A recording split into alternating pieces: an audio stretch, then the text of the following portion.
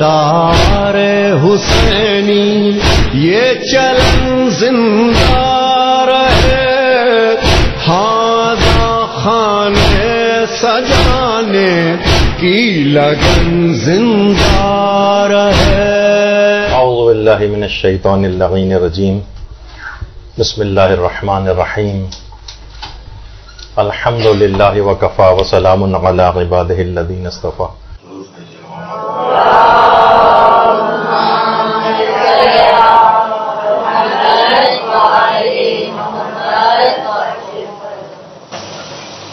رسومات عزاداری کے فقہی مسائل اور احکام کیا ہیں، یہ آج ہماری گفتگو کا موضوع رہے گا۔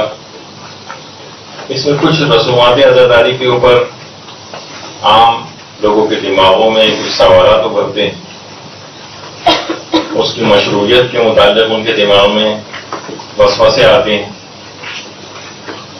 ان کو بھی کچھ آج ذکر کرنا مقصود ہے، اور مراجع کرام وہ ان رسومات کے متعلق کیا ارشاد فرماتے ہیں۔ دیکھیے، مظالم جو بھی اہل بیت پر ہوئے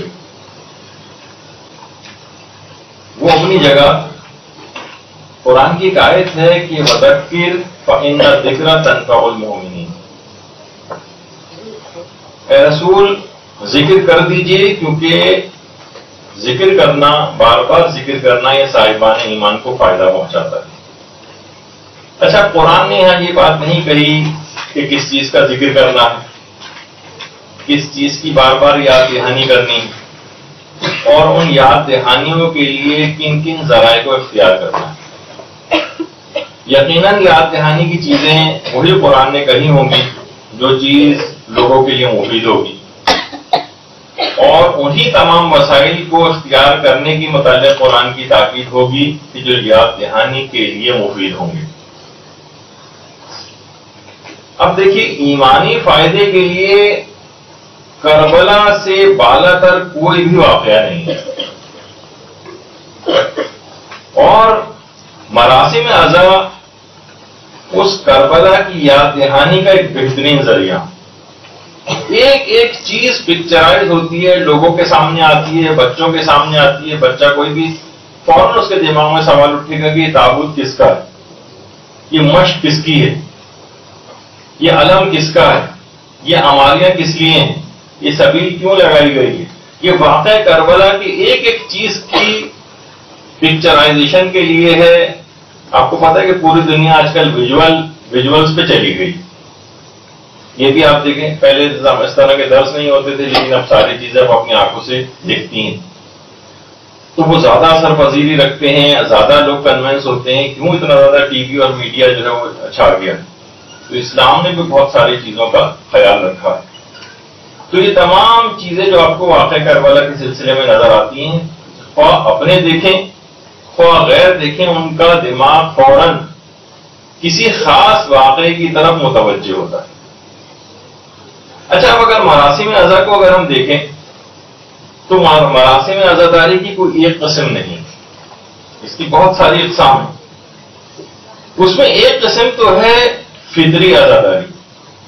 عام طور پر لوگ سمجھتے ہیں کہ فقط عزاداری یہی ہے، مثلا گریہ کرنا، آنسوؤں کا نکلنا، رونا، ماتم کرنا، سر اور سینے کو پیٹنا، نوحہ، مرثیہ، یہ سب فطری عزاداری۔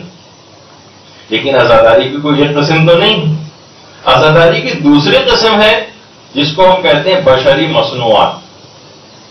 اس قسم کو لوگوں نے خود بنایا، مثلا علم، تابوت، تعزیہ، عماری، جھولا، گہوارہ، مہندی وغیرہ، یہ بشری مصنوعات کہلاتی ہیں۔ یہ خود عزاداری کی قسم ہے۔ عزاداری کی تیسری قسم ہے جس کو شدت تاثر کہا جاتا ہے، یعنی جب غم میں انسان بہت ایکسٹریم پہ جاتا ہے تو کچھ ایکسٹریم اعمال اس سے انجام پاتے ہیں۔ ابھی ہم اس کے حلال اور حرام ہونے کی بحث نہیں کر رہے، وہ تو اپنے مقامات پہ احکامات میں آتی ہے، لیکن عام طور پر جو رائج ہے، مثلا یہی زنجیر کا ماتم، قومی کا ماتم، یہ فطری عزاداری نہیں، یہ اس کی شدت کو ظاہر کرتے ہیں.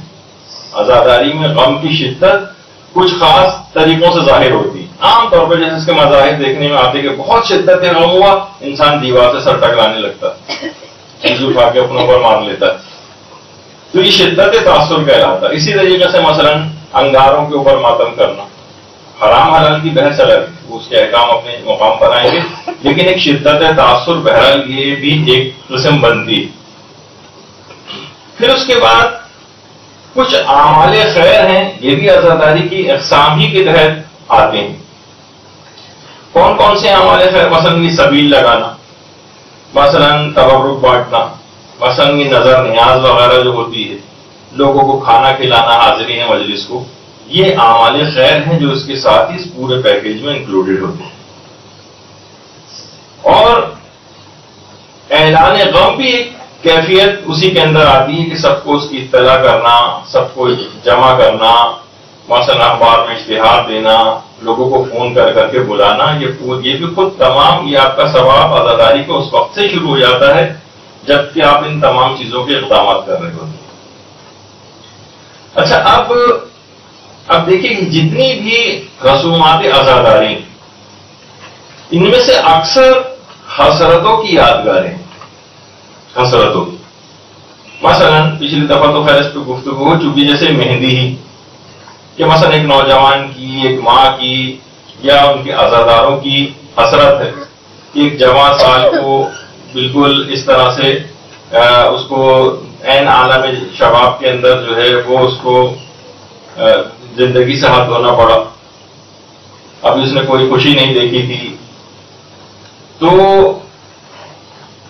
دیکھیے لوگ کہتے ہیں کہ مہندی ہے اس بات کی نشان، اگر شادی ان کی ثابت ہو جاتی اور واقعی ہو جاتی تو شادی کے بعد مہندی کا کوئی تصور نہیں تھا.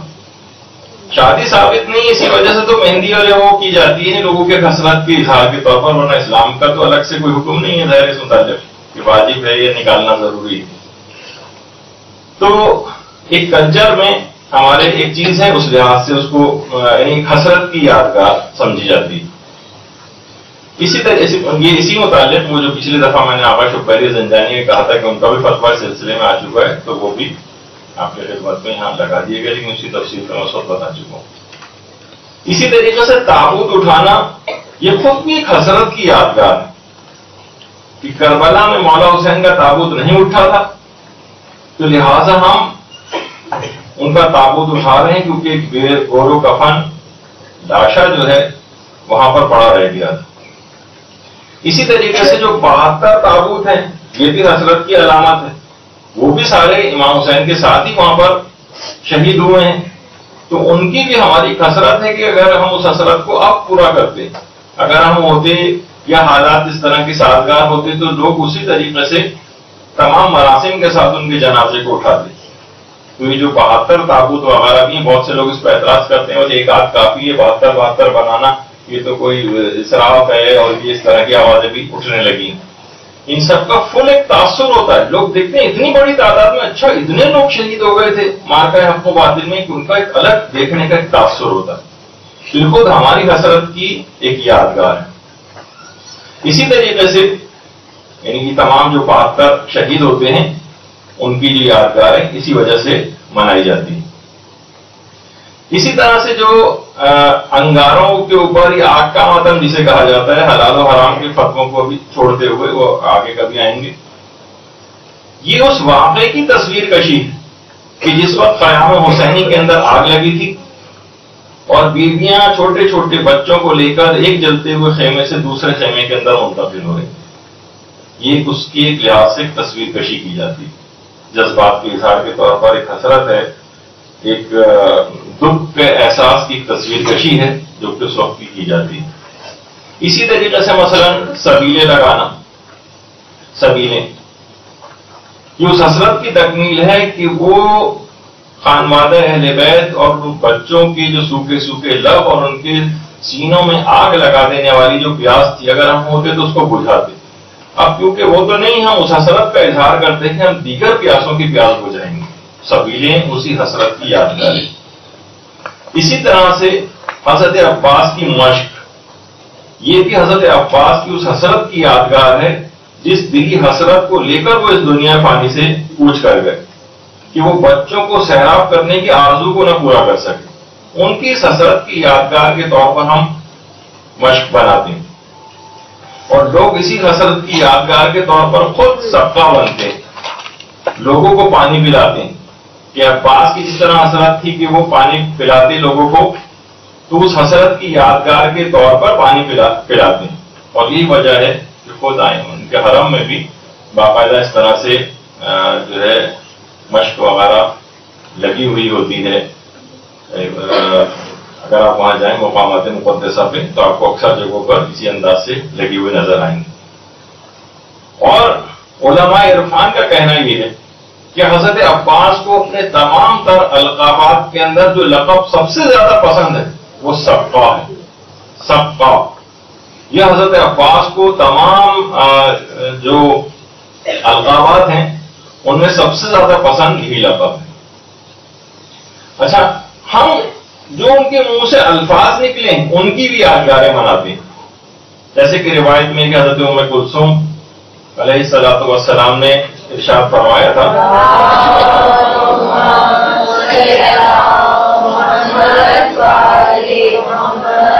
کہ بھائی پانی کی کوئی سبیل کرو. ان الفاظ کی یادگار کے طور پر سبیلیں لگائی جاتی ہیں. پانی کی سبیل کرو تو ہم ان الفاظ کی بھی یادگاریں مناتے ہیں. اچھا, اسی طریقے سے سیلانیوں کو کربلا سے شام تک بے کجاوا اونٹوں کے اوپر بٹھا کر لے جائے گا. ان کی اس مظلومیت کو یاد کے طور پر, اس حسرت کے طور پر کہ اگر ہم ہوتے تو اس طرح سے نہیں جانے دیتے ان کو. اور باقاعدہ ہماریاں جو نکالنے جانے کا ایک تصور ہے وہ بھی اس حسرت کی یادگار. ہماری کیوں نکالتے, وہ تو خود بے کجاوا اونٹوں کے اوپر گئی ہیں, اس میں تو کوئی ہماریاں نہیں تھیں, لیکن وہ ایک حسرت ہے. یہ ہم اس حسرت کا اظہار کرتے ہیں کہ اگر ہمیں موقع ملتا تو ہم یہ ان کو مہیا کرتے, پورے تو اس کو احتشام کے ساتھ ان کو ایک جگہ سے دوسری جگہ جانا ہوتا تو اس پر لے کر جاتے. اسی طرح سے قید خانوں کے اندر نہ بچوں کو رونے دیا جاتا تھا, جب بھی رونے کی آواز بلند ہوتی تھی تو باقاعدہ تازیانے مارے جاتے تھے, بچے گھٹ کے رہ جاتے تھے. ان کی اس حسرت کے اظہار کے طور پر ہم بلند آواز کے ساتھ گریا کرتے ہیں کہ ان کو وہاں پر رونے نہیں دیا گیا, لیکن ہم کھل کر روتے ہیں. اس حسرت کا ایک لحاظ سے گویا اظہار کرتے ہیں. اسی طرح سے آئمہ کے قبور کے اوپر ڈھایا جاتا تھا, اس کے اوپر پانی چھوڑا جاتا تھا. بقی کا تو پورا کا پورا آئمہ کے سارے روزے منہدم کر دیے گئے. اس حسرت کے اظہار اور مظلومیت کے اظہار کے طور پر ہم ذریعے بناتے ہیں. اپنے گھر میں جو لوگوں کے عزاخانے بنتے ہیں اس کے اندر ذریعہ ہوتی ہیں, انہیں کی یادگاروں کو ہم اٹھا کر جلوسوں کے اندر لے کر جاتے ہیں. یہ ساری حسرتیں. اسی طرح سے حضرت عباس کے شان قلم ہو گئے اور ان کا جو علم تھا وہ نیچے گر گیا. اب ہم اس حسرت کے طور پر ہم ہوتے تو اس کو کبھی گرنا نہ دیتے, ہم علم کو اٹھاتے ہیں, اونچے سے اونچا اٹھاتے ہیں, اونچے سے اونچا اٹھانے کی کوشش کرتے ہیں, یہاں تک کہ اگر کوئی ہمارا محب ان کا محب جو ہے ماؤنٹ ایوریسٹ بھی سر کرتا ہے تو وہاں بھی حضرت عباس کا علم لے کر جاتا ہے. تو بہرحال حضرت عباس کا جو علم ہے, اسی طریقے سے کوئی بچہ بیمار ہوتا ہے اس سے اظہار کے طور پر, ایک برکت کے طور پر بھی حضرت عباس کا علم رکھا جاتا ہے. تو بہت سارے دیکھیے اس طرح کی اس کی مشروعیت ہے, اس کی چیزیں ہیں. باقاعدہ شاعر حسینی میں سے اس کو قرار دیا گیا. آیت اللہ صادق روحانی نے اس سلسلے میں باقاعدہ فتویٰ بھی دیا کہ یہ جو پرچہ میں سیاہ ہے یہ اسی عنوان سے لگایا جاتا ہے کہ زمان و مکان اس بات کے لیے آمادہ ہے کہ امام حسین کی آزاداری برپا کی جائے. نہ ان کے بدعت نیست, نہ صرف ان کی بدعت نہیں ہے جیسے کہ اکثر لوگ نعرہ اس میں لگانے لگے کہ کوئی بدعت ہے, زمانے میں تو اس طرح سے کبھی نہیں ہوتا تھا. نہ ان کی بدعت نیست بلکہ از شاعر مذہبی رست استثبات آیت اللہ صادق روحانی اس کے اندر بھی کہ نہ صرف یہ بدعت نہیں ہے بلکہ یہ اسلام کے اور حسینی شاعر کے اندر سے ہے. اور علم اٹھانا یہ خود تعظیم شاعر حسینی آیت اللہ صافی گل پائیگانی نے جامع الاحکام کی جو دوسری جلد ہے اس میں سوال نمبر 1595 کے اوپر کہا ہے کہ حمل علم بعید نیست از تعظیم شاعر محسوب شود و بے اشکال باشد. فرماتے بعید نہیں ہے کہ اسے تعظیم شاعر میں شمار کیا جائے اور اس کو اٹھانے میں کوئی بھی اشکال نہیں ہے. تو دیکھیے یہ تمام چیزیں ایسی ہیں کہ اسی طریقے سے جو شبیہ خوانی کی جاتی ہے، یعنی باقاعدہ بہت سی جگہوں پہ پورا لائیو ایک لحاظ سے اس کو پکچرائز کیا جاتا ہے، پورے منظر کو دہرایا جاتا ہے. یہاں تک کہ آیت اللہ شبیری زنجانی فرق کے حوالے سے جو ایک بات مشہور ہے، وہ خود فرماتے ہیں کہ امام زمانہ علیہ الصلوۃ والسلام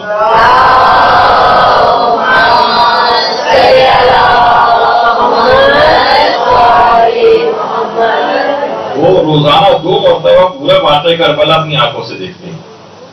تو اس وجہ سے کہ یہ ملازم یہ جو جتنے بھی مظالم ہیں یہ بھلا نہ دیے جائیں، ان کو جو ہے وہ باقی رکھا جائے. تو اسی وجہ سے باقاعدہ ان تمام واقعات جو عاشور کے روز پیش آئے اس کو باقاعدہ طور پر بہت سے علاقوں کے اندر، یا پاکستان اور انڈیا وغیرہ میں تو اتنا شروع نہیں ہے یہ، بلکہ ہے ہی نہیں، لیکن عرب ایران وغیرہ کے اندر یہ چیزیں بہت ہیں کہ عام ہیں، اور اس کے متعلق اس کی جواز کے علماء نے فتاوی بھی دی ہیں. اب اس پہ بھی بہت سے لوگ سوال اٹھاتے ہیں اور ان کو ہر بات ایک تو اسراف بہت یاد رہتا ہے کہ مثلا علم کا جو کپڑا ہے اس کو جو ہے فروخت کر کے کسی غریب کے کپڑے بنائے جائیں. اس پہ بھی ہے کہ خیموں وغیرہ کو جلانے میں یہ اسراف اور تبدیل کے اندر نہیں آئے گا کہ وہ یہ خیمہ خریدا آپ نے پھر اس کو جلا رہے ہیں آپ. تو علماء نے کہا نہیں، یہ ان سب چیزوں کی حکمتیں اور مصلحتیں ہیں اور یہ اس کے اندر شمار ان کے فائدے ہیں. کسی کوئی چیز اگر فائدے مند ہو تو اگر مثلا جلانے سے آپ کو کوئی چیز فائدہ مل رہا ہے اور عقلی فائدہ بھی مل رہا ہو تو اس کو کرنے انجام دینے میں کوئی حرج نہیں ہے. علماء اور مراجع کے فتاوی. تو بہرحال دیکھیے تمام مظالم کی یادگاریں اور حسرتیں سینکڑوں سال سے یہ مراسم چلے آ رہے ہیں. جیسے کہ میں نے پچھلی دفعہ بھی کہا تھا کہ بند کمرے میں کتنے افراد خاموشی کے ساتھ روتے رہیں تو کبھی وہ امپیکٹ اس کا نہیں ہوگا، بھلا دیے جائیں گے، بلکہ خود وہ 1 2 3 سال کے بعد وہ افراد جو کہ اگر اس کو کہہ رہے ہیں کہ اس کو بند کمرے کے اندر صرف رونے کی حد تک، کیونکہ امام سے صرف گریا ثابت ہے، بس اگر امام سے صرف گریا ثابت ہے تو آپ گریا کر کے دیکھیں، دوسرے تیسرے سال آپ خود بھی محرم نہیں منا سکیں گے. یہ پوری رسومات کا ایک خاص پیکیج ہے جس سے ان کو زندہ رکھا ہوا ہے. اسی اعتبار سے مجتہدین کی بھی ایک حسرت ہے کہ ایام فاطمیہ جو سیدہ زہرا سلام اللہ علیہا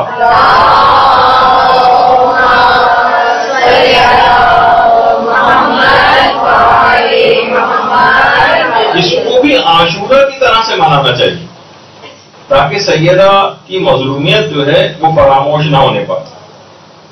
اچھا، اب 2 گروہ جو ہیں خاص طور پر ان مراسم عزاداری کے خلاف عام طور پر نظر آتے ہیں.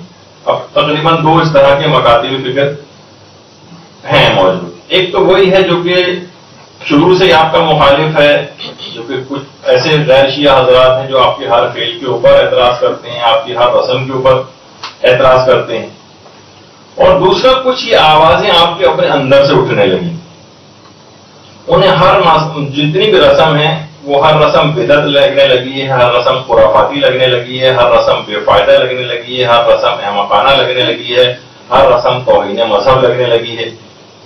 اور وہ شعر بھی اکثر لوگ جہاں کہیں بھی کسی رسم کا تذکرہ ہوتا ہے فوراً ایک شعر جو ہے وہ جڑ دیا جاتا ہے کہ حقیقت خرافات میں کھو گئی اور یہ امت روایات میں کھو گئی. بس انہوں نے مثلا غالب پہ یہ شعر یاد کر لیا اور ہر جگہ اس شعر کو پیش کرتے رہتے ہیں. تو دیکھیں مجتہدین ہمیشہ ان مراسم کے بہت زیادہ حمایت میں رہتے ہیں اور ہمیشہ محافظ بن کر سامنے آتے ہیں.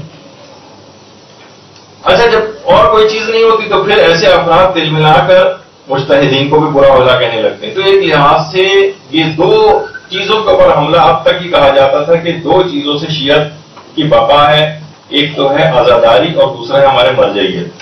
تو وہ رسومات عزاداری کے خلاف بھی بات کرتے ہیں، وہ والا مقصد بھی پورا ہوتا ہے، اور پھر عوام میں جب بات آتی ہے اور مراجع کے فتاوے پیش کیے جاتے ہیں تو وہ مراجع کو بھی برا بھلا کہنے لگتے ہیں. تو ایک چیز سے بعض اوقات اس طرح سے 2 شکار کیے جانے لگتے ہیں. اور پھر اس کو باقاعدہ بدعت بھی جو ہے کہ رسومات عزاداری بدعت ہیں یہ قرار دیا جانے لگا. اچھا، بدعت کی بھی اگر آپ تعریف دیکھیں، کہا جاتا ہے کہ ہر وہ چیز جو امام معصوم یا معصومین کے زمانے میں نہ ہو وہ بدعت ہے. جو بھی معصومین کے زمانے میں نہ ہو یا رسول اللہ کے دور میں نہ ہو وہ بدعت ہے. اچھا، پہلی بات تو یہ بات یاد رکھنی چاہیے کہ اسلام زمانی کسی تقسیم کا قائل نہیں. یعنی ایسا کوئی اصول نہیں کہ جو چیز زمانے رسول خدا میں نہیں تھی وہ سب کی سب بدعت ہے. اس کا مطلب یہ ہوا اگر ہم اس اصول کو مان لیں تو جتنی بھی ہمارے پاس ایجادات ہیں وہ بھی ساری بدعت ہو جائیں گی. خود وہ معترض بدعت ہو جائے گا مجسم، کیونکہ وہ رسول کے زمانے میں نہیں تھا. ہم سب بھی افراد بدعت ہو جائیں گے، ہم بھی رسول اللہ کے زمانے میں نہیں تھے. اور جیسے کہ علامہ ذیشان اظہر جوادی فرماتے تھے کہ جوا اور شراب کیونکہ زمانے رسول خدا میں تھے لہذا وہ حلال قرار پائیں گے. اگر آپ صرف یہ کہیں کہ صرف جو رسول کے زمانے میں تھی وہ صرف جائز ہے، جو رسول کے زمانے میں نہیں ہے وہ ناجائز ہے، تو پھر ان کو جائز ماننا پڑے گا. تو بہرحال اس کا اصول یہ ہے کہ ہر وہ چیز جو محکم بنیادوں پر اسلامی تعلیمات کے خلاف، یقینی طور پر اسلامی تعلیمات کے خلاف، اور لوگ اس کو جزو دین بنا لیں وہ بدعت ہے. یہی وجہ ہے کہ جو دوسرا مکتب فکر جو آپ عام طور پہ آپ پر بدعت کے الزامات لگاتا ہے مختلف مراسم کے سلسلے میں بھی غیر شیعہ افراد کا، وہ ان کے پاس خود یہ والی تقسیم ایک ہوتی ہے بدعت حسنہ اور ایک ہوتی ہے بدعت سیئہ. بدعت سیئہ یعنی ایک اچھی بدعت اور ایک ہوتی ہے بری بدعت. مثلا اچھی بدعات میں انہوں نے جیسے کہ تراویح کو شمار کیا، کہا کہ بدعت ہے، پیغمبر کے زمانے میں نہیں تھی، بعد کے ادوار میں شروع ہوئی ہے، لیکن بہرحال بدعت ہے. اچھا پھر اور بھی بدعت کی اقسام بنائے گئیں گے. مثلا ایک بدعت حرام ہوتی ہے، ایک بدعت مستحب ہوتی ہے، ایک بدعت واجب ہوتی ہے، ایک بدعت مکروہ ہوتی ہے، ایک بدعت مباح بھی ہوتی ہے. البتہ علامہ ذیشان اظہر جوادی ایک بات بڑی اچھی کہتے تھے، وہ کہتے تھے کہ امت مسلمہ ایک بہت بڑی بدعت کے اندر مبتلا ہے لیکن لوگ اس کے خلاف آواز نہیں اٹھاتے، اور وہ ہے درود میں سے وعلیہ کا لفظ نکال لینا، صلی اللہ علیہ وسلم. یہ مکمل بدعت ہے، یعنی پیغمبر کے حکم کے اور سیرت کے سراسر خلاف ہے کہ اس میں سے وعلیہ کا لفظ نکال دیا جائے. اچھا اب یہ دوسری آوازیں اٹھتی ہے غیروں کی طرف سے بھی اور اپنے لحاظ سے بھی اٹھنے لگی ہے. میں بہت چیزیں آپ کے سامنے ایسی چیز پیش کر رہا ہوں، بہت سی چیزیں اگر آپ پوری دنیا سے آنکھیں بند کر کے بیٹھ جائیں تو آپ کو کچھ ہر چیز اچھی لگے گی، کچھ بھی نہیں ہو رہا. لیکن اگر آنکھیں کھلی رکھیں تو فتنوں کا ہمیشہ علماء یہ بیان فرماتے ہیں، فتنے جو ہیں ان کو ہمیشہ بہت پہلے ہی سے بالکل ان کے بچپانے کے زمانے میں ان کو قتل کر دینا چاہیے.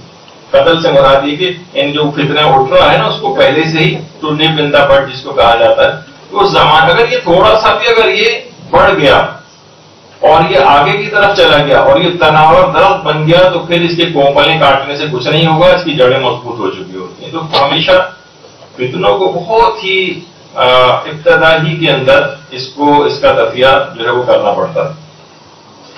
تو کہا کہ جناب یہ جو ہے کہ ہاتھ کا جو ماتم ہے یہ بھی ایذاء نفس ہے. اتنی زور سے آپ مار رہے ہیں اور سینے کو لال کیے دے رہے ہیں اور بعضوں کا کھال بھی پڑ جاتی ہے اور سینہ نیلا پڑ جاتا ہے، تو یہ تو خود کو اذیت پہنچانا ہے. آپ کے ہاتھ آزاد ہیں، دشمن سامنے موجود ہے، تو یہ طاقت دشمن کے اوپر استعمال ہونی چاہیے. اچھا آپ دیکھیے اس کی حکمت بھی آپ سمجھ لیں.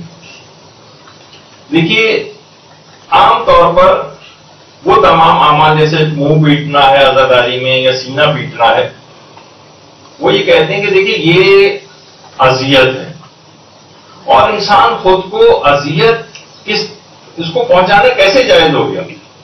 خود کو اذیت پہنچانا تو جائز نہیں ہونا چاہیے.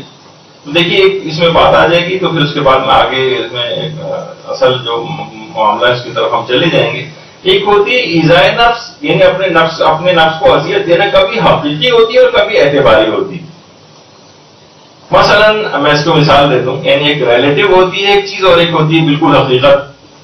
مثلا 1000 کا نوٹ دیکھا جائے تو ایک پرنٹڈ کاغذ ہے، اگر حکومت اس پر سے اپنے اعتبار کو اٹھا لے اور یہ کینسل عموماً نوٹ وغیرہ کینسل ہو جاتے ہیں تو اس کی حیثیت ایک رتی کے برابر بھی نہیں ہوتی. صرف اخبار میں ایک نوٹس آئے گا فلاں والے نوٹ 500 کے نوٹ جو بڑے والے تھے وہ کینسل کر دیے گئے. اب کیا ہے اس فلاں تاریخ کے بعد وہ اس نوٹ حکومت نے اس پر سے اپنا اعتبار اٹھا لیا. اچھا اب کچھ چیزیں ایسی ہیں جیسے تعظیم کرنا، اہانت کرنا، اذیت دینا، یہ کبھی اعتباری ہوتی ہیں، کبھی اس میں قصد و ارادہ شامل ہوتا ہے اور کبھی قصد و ارادہ نہیں ہوتا. مثلا اگر کوئی شخص سجدہ کر رہا ہو تو چاہے وہ تعظیم کی نیت کرے یا نہ کرے، اس کا یہ عمل خود بخود تعظیم شمار ہوتا ہے، سجدہ کرنا. لیکن اگر کسی عالم یا بزرگ کو دیکھ کر کھڑا ہو رہا ہے اگر کوئی شخص، تو اس کے لیے اس وقت شمار ہوگا کہ جب وہ تعظیم کا ارادہ کرے. ہمیشہ کبھی بھی کسی کو دیکھ کر کھڑا ہونا یہ تعظیم کے لیے نہیں ہوتا. بعض اوقات مارنے کے لیے بھی انسان کھڑا ہوتا ہے. تو ہمیشہ یعنی قیام کرنے کے لیے باقاعدہ اس کو قصد اور ارادہ کرنا پڑے گا کہ میں اس نیت سے اٹھ رہا ہوں فلاں کے احترام میں، تب یہ تعظیم شمار ہو. لیکن کسی کے سامنے اگر سجدہ کر رہا ہو تو چاہے وہ ارادہ کرے یا نہ کرے، ہر صورت میں وہ تعظیم ہی سمجھا جائے گا.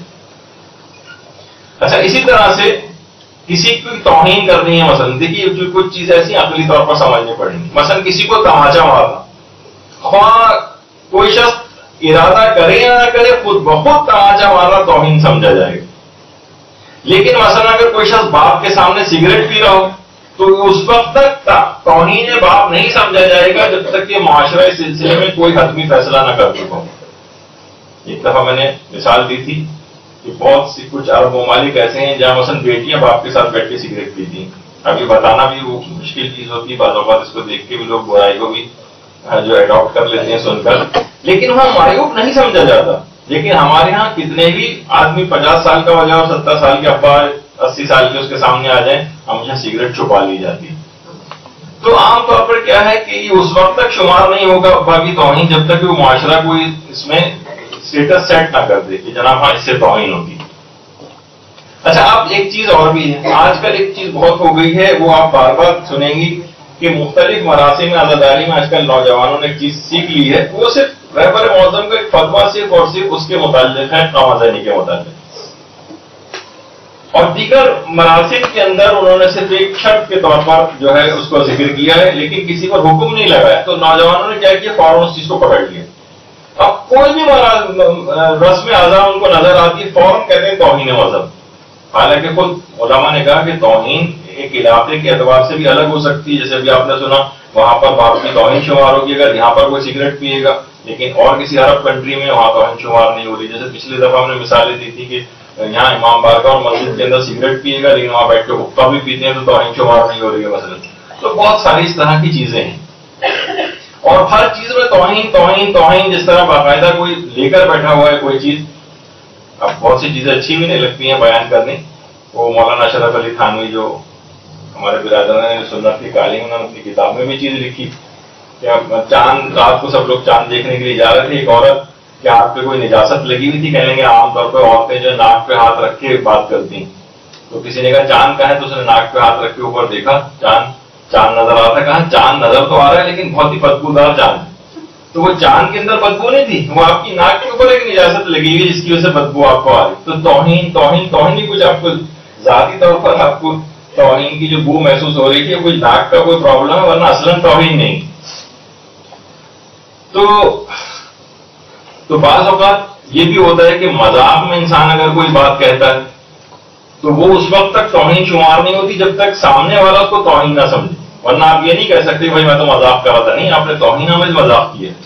اسی طریقے سے ایک چیز ہوتی ہے ایذائے نفس اور ایذائے غیر. دوسرے کو تو آپ اذیت نہیں پہنچا سکتے، ضرورتی برابر اذیت نہیں پہنچا سکتے، لیکن اپنے نفس کو اتنی اذیت پہنچا سکتے ہیں اگر اس سے بالا تر کوئی مفاد آپ کے سامنے ہوتا ہے. مثلا اگر کسی شخص کو جو ہے وہ اپنا وزن کم کرنا ہے، اب وہ جاگنگ کر رہا ہے اور وہ واکنگ کر رہا ہے، تو کتنی نفس کو ایذا پہنچتی ہے. یہ تو کوئی ان سے پوچھے کہ جو واقعی جن لوگوں کو یہ کرنا پڑتا ہے تو کتنی نفس کو ایذا پہنچ رہی ہے، بھاگے جا رہے ہیں، سانس پھول رہا ہے. اور لیکن کیا ہے، وہ کہتے ہیں اس سے بالا تر ایک مفاد ہے ہمارے سامنے. مثلا انسان صبح کی نیند قربان کر کے فجر کی نماز کے لیے اٹھتا ہے، اذیت ہو رہی ہے اس کو گرم گرم بستر چھوڑ کے جانے میں سردیوں کے دنوں، لیکن کیا ہے اس سے بڑا ایک مفاد اس کے سامنے ہوتا ہے. اسی طریقے سے مثلا سخت گرمیوں میں روزے آ جاتے ہیں، اس کے نفس کو اذیت پہنچ رہی ہوتی ہے، ایذائے نفس ہے ایک لحاظ سے دیکھا جائے، لیکن کیا ہے وہ کہتا ہے کہ نہیں، اس سے کہیں بڑا اور ایک بالا تر مفاد وہ ہمارے سامنے ہے. یعنی بلند مقصد اور زیادہ فائدے کے لیے اگر انسان اذیت اٹھاتا ہے تو ایک عین عقلی چیز ہے. اسی طریقے سے جیسے کہا جاتا ہے کہ جناب اس میں آپ کو کیا، انسان بہت سی چیزیں کتنی خوشی خوشی تکلیفیں اٹھاتا ہے. مثلا حج و عمرے کے جو سفر کرنے کے لیے جاتے ہیں لوگ، حج پہ کتنی تکلیف اٹھانی پڑتی ہیں اس کو. تجارت کے سفر کے لیے جاتا ہے، کتنے لمبی لمبی فلائٹس لینی پڑ رہی ہیں اور ٹرانزٹ لینے پڑ رہے ہیں، اس کو تھکاوٹ ہو رہی ہے. آپ سیاست دانوں کو آپ دیکھتی ہیں کہ کتنی محنتیں کر رہے ہیں، پسینے میں شرابور ہو رہے ہیں، جانوں کو خطرے کے اندر ڈال رہے ہیں، خطاب کرنے کے لیے جا رہے ہیں. لیکن کیا ہے کہ ان کے سامنے کوئی ان کا بالا تر مفاد سامنے ہوتا ہے. اسی طریقے سے مثلا جنگ کرنے والے ہیں، حرم کا دفاع کرنے والے ہیں، اس میں ان کو کتنی اذیتیں برداشت کرنا پڑتی ہیں. لیکن کیا ہے کہ ان تمام باتوں سے معاشرے میں عدل قائم ہوگا، حرم کا دفاع ہوگا. کاروباری آدمی سوچتا ہے کہ معاش میں میری ترقی ہوگی. نیند سے اٹھ کے نماز فجر پڑھنے والے، رمضان کی گرمیوں میں روزے رکھنے والے کے سامنے آخرت کا بہت بڑا مفاد ہوتا ہے. تو اس کے لیے بعض اوقات دنیاوی ہلاکت کو بھی انسان برداشت کر لیتا ہے. ایک ہوتی ہے ہلاکت دنیاوی اور ایک ہوتی ہے ہلاکت اخروی. دیکھیے ائمہ کا موت کی طرف سے بڑھنا، جبکہ وہ علم غیب رکھتے تھے، کیا معنی رکھتا ہے؟ مثلا امام حسن علیہ السلام کا زہر آلود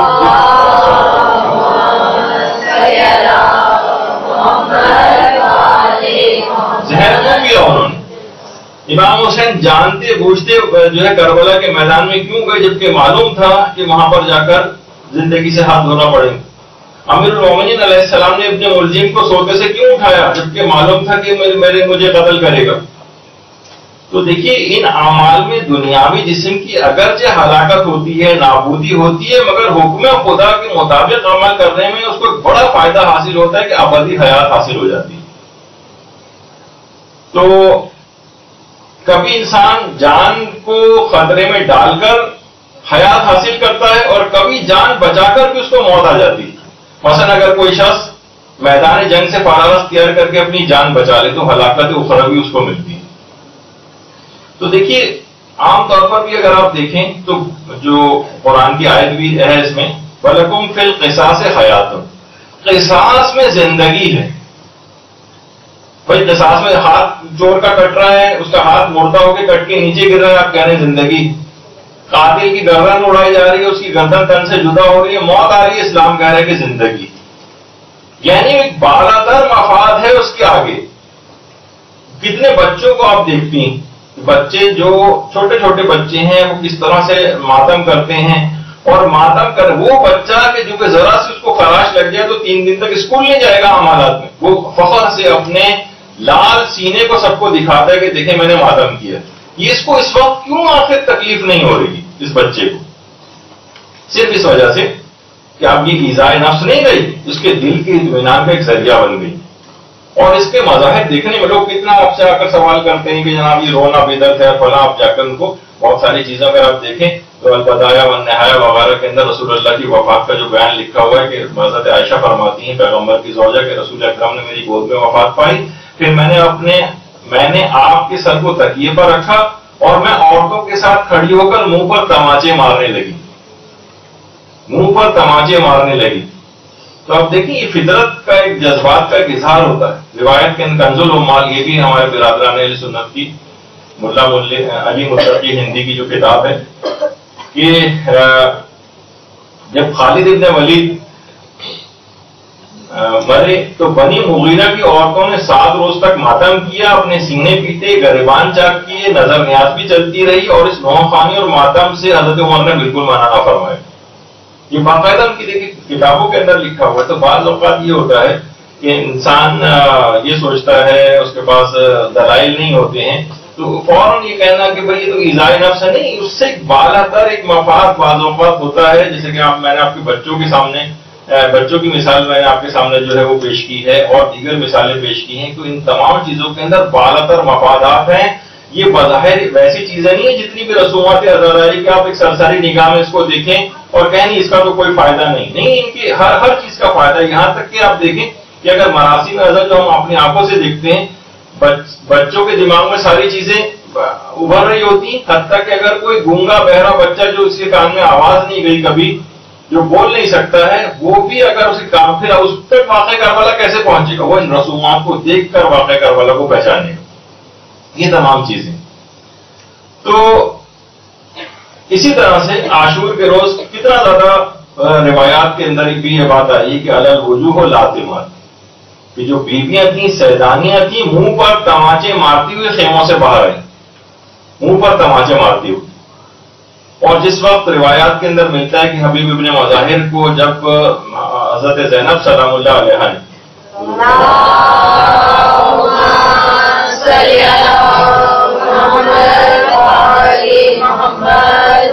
پیغام پہنچایا تو حبیب نے اپنے منہ پر تماچے مارے اور سر پر خاک اٹھا اٹھا کے ڈالنے شروع کی. اب کسی کے سامنے موجودہ جتنے بھی معترضین افراد ہیں ان کے سامنے اگر حبیب کا یہ عمل رکھا جائے گی, حبیب کے سامنے ہوتے تو کہتے ہیں حبیب یہ کیا توہین مذہب آپ کر رہے ہیں, آپ رجل فقیہ ہیں, امام نے آپ کو کہا ہے فقیہ کا تو یہ کام نہیں کہ زمین سے مٹی اٹھا کے اپنے سر کے اوپر ڈالے. تو یہ ایک انسانی جذبات کا ایک اظہار ہوتا ہے جو جس کا حبیب جیسے فقیہ نے بھی اس کا مظاہرہ کیا ہے, اور آپ اس کو جو خلاف عقل قرار دے رہے ہیں, ان کو خرافات قرار دے رہے ہیں, ان کو توہین مذہب قرار دے رہے ہیں. تو ایسا کوئی بھی نہیں. اسی طریقے سے آپ دیکھیے اگر اربعین پر نجف سے کربلا کا جو پیدل سفر ہے, اس سفر کے اندر انسان کتنی صعوبتیں اٹھاتا ہے. کسی بھی شخص کے سامنے آپ رکھیں کہ بھائی جو آپ کے مثلا پاؤں زخمی ہوئے چلے جا رہے ہیں اور آپ کو تکلیف ہو رہی ہے, ساری اذیتیں آپ کیوں برداشت کر رہے ہیں؟ عشق حسین اس کے اندر اس کا 12 در وفات کیا ہے, امام حسین کے عشق میں اس میں اضافہ ہوتا جا رہا ہے. تو صرف بجائے اس کی کہ آپ اپنا علمی معیار بڑھائیں, آپ غیروں کے چند تانے سن کر نوجوان اپنے رسم و رواج اور اپنی عزاداری کی جو رسومات ان کو چھوڑنے کو تیار ہوں. کہا جاتا ہے بھائی اپنے دلائل چیک کر لیں. جیسے کوئی شخص کسی کو کہے کہ کوئی دیکھو کوا تمہارے کان لے گیا تو ہم کوے کے پیچھے بھاگنا شروع کر دیں. بھائی اپنے کانوں پہ ہاتھ لگا کے چیک کر لیں کان لے کے بھی گیا یا نہیں لے کے گیا. اپنی تو دلائل چیک کر لو نا. آپ کے پاس آپ نے اپنی صلاحیت بڑھا نہیں رہے, دیگر افراد جو بھی اعتراض کرتے جا رہے ہیں سب آپ کہہ رہے ہیں کہ کیونکہ وہ اعتراض کر رہے ہیں لہٰذا ہمیں اس کو چھوڑ دینا چاہیے. تو جتنی بھی رسومات آپ چھوڑتے چلے جائیں گے وہ غیر جن کی وجہ سے آپ چاہ رہے ہیں کہ آپ اپنی رسومات چھوڑ دیں وہ تب بھی آپ سے راضی نہیں ہوں گے. یہی وجہ ہے کہ آیت اللہ بہجت سے بھی بات سوال پوچھا گیا کہ بعض افراد کہتے ہیں کہ مختلف شاعر حسینی جو ہیں یہ دشمنان جو ہمارے دشمن ہیں یہ ان کا نا مذاق اڑاتے ہیں, مسخرہ کرتے ہیں. تو آپ اس سلسلے میں ارشاد فرمائیے کہ کیا کریں. تو انہوں نے جواب دیا ان حرفا اعتبار نہ ڈالت, ان باتوں کا ان لوگوں کو کہنے کا کوئی اعتبار نہیں ہے, ورنہ تو کافر بھی ہماری نماز کا مذاق اڑاتے ہیں اور ایام حج کے جو ہمارے اعمال ہیں ان کا بھی مذاق اڑایا جاتا ہے. یہ کیا گول گول چکر کاٹ رہے ہیں اس کے پیچھے, یہ کیا ایک دیوار کے اوپر جا کر کنکر مار رہے ہیں, اس کا بھی مذاق اڑایا جاتا ہے. یہ کیا بات ہوئی کہ جو غلطی خود کریں حج میں اور کفارے کے طور پر جانور کو ذبح کریں. بھائی اپنے جسم کا کوئی حصہ کاٹ لیا, غلطی آپ نے کی تھی, جانور کے اوپر کیوں؟ تو آپ کا استہزاء کیا جاتا ہے, آپ کا جو ہے وہ مذاق اڑایا جاتا ہے. آپ کچھ بھی چھوڑتے چلے جائیں, حتیٰ کہ ان کو جو دیگر افراد ان کو آپ کے کالے لباس کے اوپر بھی اعتراض, وہ اس کو فرعونہ فرعونوں کا لباس قرار دیتے ہیں. آپ جا کر پڑھ لیجیے ان کے متعلق سارے, کہتے ہیں یہ تو فرعونوں کا لباس ہے. مثلا آپ کے ہر عقیدے پر ان کو اعتراض ہے, آپ کے ہر عمل پر ان کو اعتراض ہے, آپ کس کس چیز کو چھوڑیں گے؟ تو یہ مراسم اعزا, اس سے ذکر امام حسین تازہ رہتا ہے. اور اب کچھ لوگ ہیں جو روزانہ کی بنیاد پر مخلص مومنین کے لیے ان پر ہر وقت تان و طنز کے تیر چھوڑتے رہتے ہیں, ان کو جاہل, خرافاتی, رسم و رواج پرست, اور ہر وقت ان کی ایمان و عمل پر گویا بس فاتحہ خوانی روزانہ جو ہے وہ ہوتی رہتی ہے. جبکہ آیت اللہ وحید خراسانی یہ بات ارشاد فرماتے ہیں کہ جو شخص بھی کسی ایک چھوٹے سے چھوٹے جملے کے ذریعے بھی شاعر حسینی کی اہمیت کو کم کرے وہ خاتم الانبیاء حضرت محمد مصطفیٰ کی کمر کو توڑتا ہے. معمولی سا ایک جملہ بھی نکالنا جو کس سے شاعر حسینی کمزور پڑ جائے, کوئی اعتراض کرنا, اپنی زبان طعن و اعتراض کو دراز کرنا, یہ گویا پیغمبر کی کمر کو توڑنے کے برابر ہے. یہ باقاعدہ آیت اللہ وحید خراسانی نے کہا.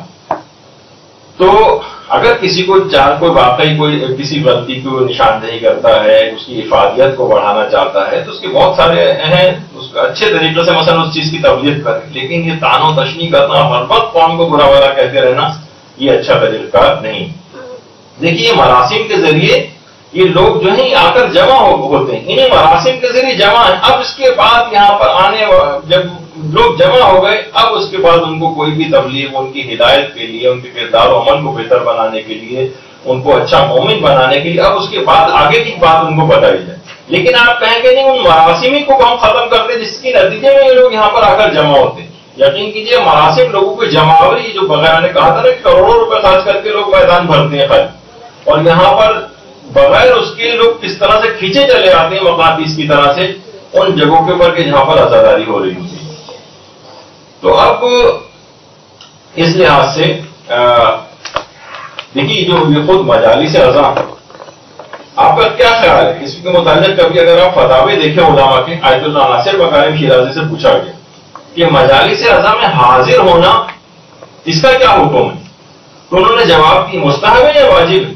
جواب دیا کہ حضور در این مجالس مستحب ہے، ویسے تو مستحب ہے ان کے اندر حاضر ہونا، ولی اگر مردم با مقدار لازم حاضر نہ شود حضور در این مجالس واجب کفایی است. اگر خاص تعداد میں جتنی مجالس کو برپا کرنے کے لیے لوگوں کی ضرورت ہوتی ہے، اگر اتنے لوگ حاضر نہ ہوں تو اس میں حاضر ہونا واجب کفایی ہو جائے گا.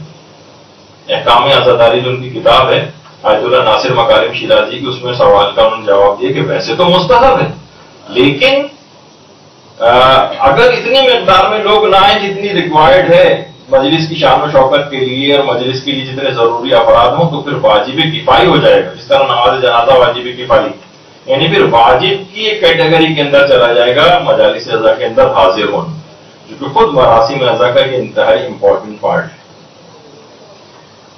اسی طرح سے آیت اللہ شیخ مرتضی حائری وہ تو یہ فرماتے کہ روایات کو مد نظر رکھتے ہوئے امام حسین پر گریہ کرنا، گریے کا مستحب ہونا ضروریات مذہب شیعہ میں سے. ضروریات مذہب شیعہ کے معنی اگر کوئی اس کا انکار کرتا ہے تو وہ شیعت سے خارج سمجھا جائے گا. یعنی امام حسین پر گریے کا مستحب ہونا، یعنی اتنا مسلم و ثبوت یہ مسئلہ ہے. اس کے علاوہ آیت اللہ وحید شیخ آیت اللہ سید محمد حسینی وحیدی تبریزی وہ فرماتے کہ امام حسین پر گریہ اور مجالس عزا کو برپا کرنے کا اتنا ثواب ہے جس کو نہ زبان بیان کر سکتی اور نہ قلم لکھ سکتا. اتنا زیادہ اس کا ثواب، اس کو کوئی بھی نقصان اس طرح سے پہنچانا اعتراضات کر. یہاں تک کہ آیت اللہ مرشی نجفی فرماتے تھے اپنے وصیت نامہ میں لکھا تھا کہ مجھے قبر میں لٹانے کے بعد دفن سے پہلے امام حسین کی رخصت کے مسائل مجھ وہاں پڑھنا، اور جس رومال سے میں امام حسین اور اہل بیت کے مصائب پر جاری ہونے والے آنسوؤں کو پوچھتا تھا دفن کے وقت اسے میرے سینے پر رکھ دیا جائے. اتنی اہمیت ہے ان تمام مراسم کی، اس کے نتیجے میں بہنے والے آنسوؤں کی. اور آیت اللہ احمد انصاری فرماتے تھے رحلت سے پہلے فرمایا تھا کہ دنیا سے خالی ہاتھ جا رہا ہوں، ایک عمل سے امید ہے اور وہ ہے امام حسین پر گریہ. صرف اس سے امید ہے کہ یہ شاید مجھے بچا لے. اور علامہ مرتضی عسکری فرماتے تھے آیت اللہ مرتضی عسکری کہ معصومین کی عزاداری ان کی تعلیمات کو زندہ رکھنے کا مصداق ہے. یعنی یہ جتنے بھی مراسم عزا انجام دیتے ہیں اس سے ان کی تعلیمات زندہ ہوتی ہیں. آیت اللہ فاضل لنکرانی فرماتے تھے کہ اگر امام حسین کا قیام نہ ہوتا تو پہلی صدی میں اسلام کا سورج غروب ہو جاتا، اور عزاداری امام حسین اسی قیام کو زندہ رکھنے کا سبب. یعنی امام حسین نے اس قیام کو زندہ اور باقی اس عزاداری کی رسومات میں رکھا ہوا ہے. اور آیت اللہ محمد تقی جعفری فرماتے ہیں کہ عزاداری امام حسین کے بارے میں سوال کرنا جائز ہے یا نہیں. یہ سوال کرنا ایسے ہی ہے جیسے یہ سوال کیا جائے کہ حق کا دفاع کرنا واجب ہے یا نہیں، ظالم کی مخالفت واجب ہے یا نہیں، اور عدل و انصاف جائز ہے یا نہیں. یعنی اتنی ایسی بات ہے کہ آپ گویا اس طرح سوال کر رہے ہیں. یعنی حیرت کا اظہار کیا کہ عزاداری امام حسین کے بارے میں سوال کرنا. اور آیت اللہ مجتہدی تہرانی فرماتے تھے کہ میرے جتنے بھی درس ہیں ان میں کامیابی کی وجہ درس کے ساتھ ساتھ مجالس توسل اور ذکر امام مصائب امام حسین اور سینہ زنی. یعنی میں نے جتنی کامیابیاں دینی طور پر حاصل کی وہ ان رسومات عزاداری بھی اس کے ساتھ یہ میں بجا لاتا تھا، اس وجہ سے حاصل کی. تو اس چیز کو کبھی بھی آپ اپنے اس سے نکالے نہیں. اور یہ چھوٹی چھوٹی جو بھی مباح رسومات ہیں یہ بھی ساری ان کو بھی ویسے ہی انجام دیں. مجتہدین کے پاس ان کے جواز کے جو ہے وہ سب فتاوے وغیرہ موجود ہیں. اچھا اب آ جائیے، اب ایک سوال ہے کہ عام طور پر رسومات عزاداری کے اندر ایک چیز اور بھی ہوتی ہے. وہ مثلا یہ کہ ہاتھوں میں مثلا کلاوے لوگ پہنتے ہیں، ہتھ کڑی پہنتے ہیں، بیڑی پہنتے ہیں، بہت سے لوگ زنجیر نما چیز پہنتے ہیں. عام طور پہ سب جو ہے وہ ملتی ہیں.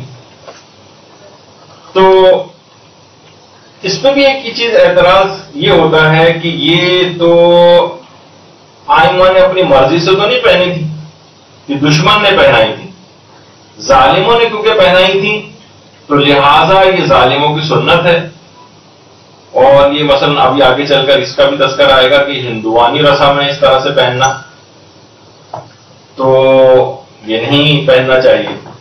تو دیکھیے اس کے کچھ تو جواب اس طرح سے دیے جاتے ہیں کہ مثلا دیکھیے ایک تو یہ ہے کہ اگر آپ کہیں کہ ظالموں نے زبردستی ان کو پہنائی تھی، انہوں نے کوشش سے زنجیریں یا رسیاں نہیں پہنی تھیں، تو یہ تو ظالموں کی سنت ایک لحاظ سے آپ اس کو زندہ کر رہے ہیں. تو ہم پھر یہ کہیں گے کہ ظالموں نے تو ان کو پیاسا بھی رکھا تھا، تو اس کی یادگار کے طور پر ہم صبح فجر سے لے کر عصر تک کیوں عاشور کے روز فاقہ کرتے ہیں اور بھوکے پیاسے رہتے ہیں؟ کہ بھوکا پیاسا رکھنا تو ظالموں کا فعل تھا نا، تو یہ ہم خود سے کیوں کرنا شروع کر دیا ہم؟ اور رلایا تو ظالموں نے تھا، اہل بیت کو جو رلایا تھا وہ ظالموں نے رلایا تھا، تو ہم خود رو رو کر کیوں اپنے آپ کو ہلکان کرتے ہیں؟ یہاں تک کہ ہمیں علماء بھی روتے اور سسکتے جو ہے وہ نظر آتے ہیں. اس دن کے بجائے ہم کیوں نہ خوشی کا غم کا اظہار کرتے ہیں تاکہ دشمن جو ہے ہمارا ہمیں خوش دیکھ کے اور جلے مثلا. لیکن نہیں، ایسا نہیں ہوتا. یعنی اگر دشمن نے رلایا تھا، دشمن نے پیاسا رکھا تھا، دشمن نے، وہی جواب جو اس کا ہے وہ جواب اس کے لیے بھی ہوگا. اچھا اب دیکھیے لوگوں کی جو نیت ہوتی، ان چیزوں کو پہننے سے مومنین کو آئمہ کی مصیبت کی یاد دہانی ہوتی. میں نے خود بہت سے لوگوں سے جو یہ پہنتے ہیں ان سے پوچھا کہ یہ آپ کیوں پہنتے ہیں، یعنی نیت آپ یہ خود بھی تحقیق کیا کریں نا، لوگوں سے جا کر پوچھا کریں کہ ان کی نیت کیا ہوتی. تو سب نے کہا کہ ہمیں قید و بند جو ہے حرم اہل بیت کی قید و بند یاد آتی ہے، ان کے پابند سلاسل بستیوں میں کس طرح سے چکرا گیا تھا، ان کی مصیبت یاد آتی ہے. اہل بیت کا غم جو ہے وہ ہر وقت ہمارے سامنے تازہ رہتا ہے. اور کسی نے تو بہت اچھا جملہ بھی کہا اس سلسلے میں کہ یہ جو ہم کہتے ہیں کہ یا لیتنی کنت معکم فافوز فوزا عظیما، کہ ہم بھی مولا آپ کے ساتھ ہوتے تو ہم بھی عظیم کامیابی حاصل کرتے. تو انہوں نے فرمایا بڑا اچھا جملہ کہ ہم اگر ان کے ساتھ ہوتے تو ہمارے ساتھ کیا ہوتا؟ ہم شہید ہوتے، ہم قید کیے جاتے، ہم زندان و درباروں میں لے کر جائے جاتے، ہمیں ہتھکڑیاں ڈالی جاتی، ہمیں بیڑیاں پہنائی جاتی، ہمیں توق و سلاسل اور رسیوں میں جگڑا جاتا. مائیں اس نیت سے پہلے پہناتی رہی ہیں. دیکھیے بہت ساری نیتیں ایسی ہیں جو شروع میں تھی اب نکل گئی، تو اس کو دہرانے کی ضرورت ہے نیتوں کہ بہت سی رسومات دیکھیے باقی رہ گئی، نیت نکل گئی. اس نیت سے پہناتی تھی کہ اگر دین کے لیے تمہیں پابا زنجیر بھی ہونا پڑے، تمہیں دین کے لیے رسیوں کے اندر جھگڑا بھی جانا پڑے، تو تم اس کو برداشت کرنا اور امام حسین اور ان کے خانوادے کی یاد اس طریقے سے مناؤ تاکہ تمہارے دماغ میں ہر وقت ان کی یاد تازہ رہے. جب بھی تم اپنے ہاتھ میں مثلا جو ہتھ کڑی یا کڑا یا جو کوئی بھی اس طرح کی چیز پہنی اس کو دیکھو تو فوراً یاد کرو. اکثر لوگ کہتے ہیں کہ ہم جب بھی دیکھتے ہیں ہم درود پڑھتے ہیں ان کے اوپر. آپ بھی کوئی پڑھ لیجیے.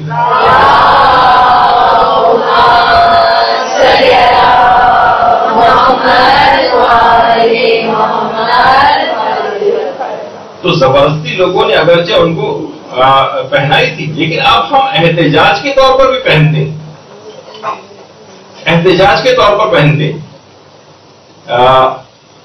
آپ نے دیکھا ہوگا کہ جو لوگ بھی یہ پہنتے ہیں، مثلا اسکول جاتے ہیں، کالجز جاتے ہیں، اپنے جاب کی جگہوں پہ جاتے ہیں، ہر شخص پوچھتا ہے کہ کیوں پہنا ہوا ہے تم. غیر شیعہ بھی اس سے پوچھتے ہیں.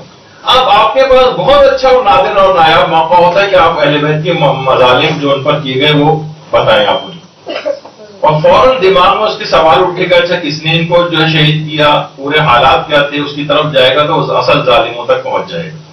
تو یہ جو چیزیں ہر وقت آپ کے پاس کچھ رسوم و رواج کے طور پر بہت کسی نے سوچ سمجھ کے چیزوں کا ایسا رائج کیا ہے کہ جس سے باطل ہمیشہ اشکار ہوتا رہے اور حق ہمیشہ ہر لحاظ سے ظاہر ہوتا رہے. مثلا اگر آپ رو بھی رہے ہوں گے یا دل کے اندر بھی غمگین ہوں گے تو دوسرے کو پتہ نہیں چلے گا کہ امام حسین پہ کیا ظلم ہوا، سوائے اس کے کوئی ایسی علامتیں وہ دیکھے کہ وہ آپ سے سوال کرے کہ یہ تم نے ایسا کیوں کیا ہوا اور ویسا کیوں. آپ کے رسومات عزاداری کا ہر شخص بار بار سوال کرتا ہے کہ تم لوگ ایسا کیوں کرتے ہو. اب آپ کی ایک کمی ہے کہ آپ کے پاس دلائل نہیں ہوتے یا آپ نے اپنے آپ کو پریپیئر نہیں کیا ہوا اس کے لیے، ورنہ آپ اپنے پاس جیسے آپ کوئی کہے منہ پہ تماچے کیوں مارتے ہو، فوراً حضرت عائشہ کا اگر آپ پیش کرتے کتاب کا حوالے دیکھیں تو دوسرا بھی وہ ہو جائے گا کہ ہاں ان کے پاس کوئی دلیل موجود ہے. اب آپ یہ کہیں کہ دوسرے کیونکہ اعتراض کر رہے ہیں تو لہٰذا مجھے اس کو بند کر دینا چاہیے. تو یہ آپ کی کمی ہے, آپ کا اپنا علمی طور پر آپ نے اپنے اندر ایک کمی کو برداشت کیا ہوا ہے, ورنہ اصلاً ایسی بات نہیں. اچھا, آپ لوگ یہ کہتے ہیں کہ بھائی اگر امام کو اپنے طور پر اس کا اختیار ہوتا تو کبھی بھی ان چیزوں کو نہیں پہنتے. آپ نے تو اختیاراً پہنی ہوئی, ظالموں نے ان کو زبردستی پہنائی تھی مثلاً. تو ایسی بات نہیں ہے. آئمہ کے خود کتنے اصحاب تھے, باقاعدہ وصیت کر کے گئے تھے کہ ہمیں انہی ہتھکڑیوں, بیڑیوں اور توق و سلاسل اور زنجیروں کے ساتھ دفن کیا جائے اور ہمارے جسم سے ان کو الگ نہ کیا جائے. حجر ابن عدی, حجر ابن عدی جن کا شام میں مقبرہ بھی ہے, اور کچھ ہی عرصے پہلے جب داعش وقت کا وہاں پر قبضہ تھا تو داعش والوں نے باقاعدہ ان کے روضے کو پورا ڈھا دیا تھا اور ساری جو زری ہے وہ توڑ پھوڑ دی تھی, اور باقاعدہ قبر کھود کر حجر ابن عدی کا جسم بھی وہاں سے نکال کر لے جانا چاہ رہے تھے.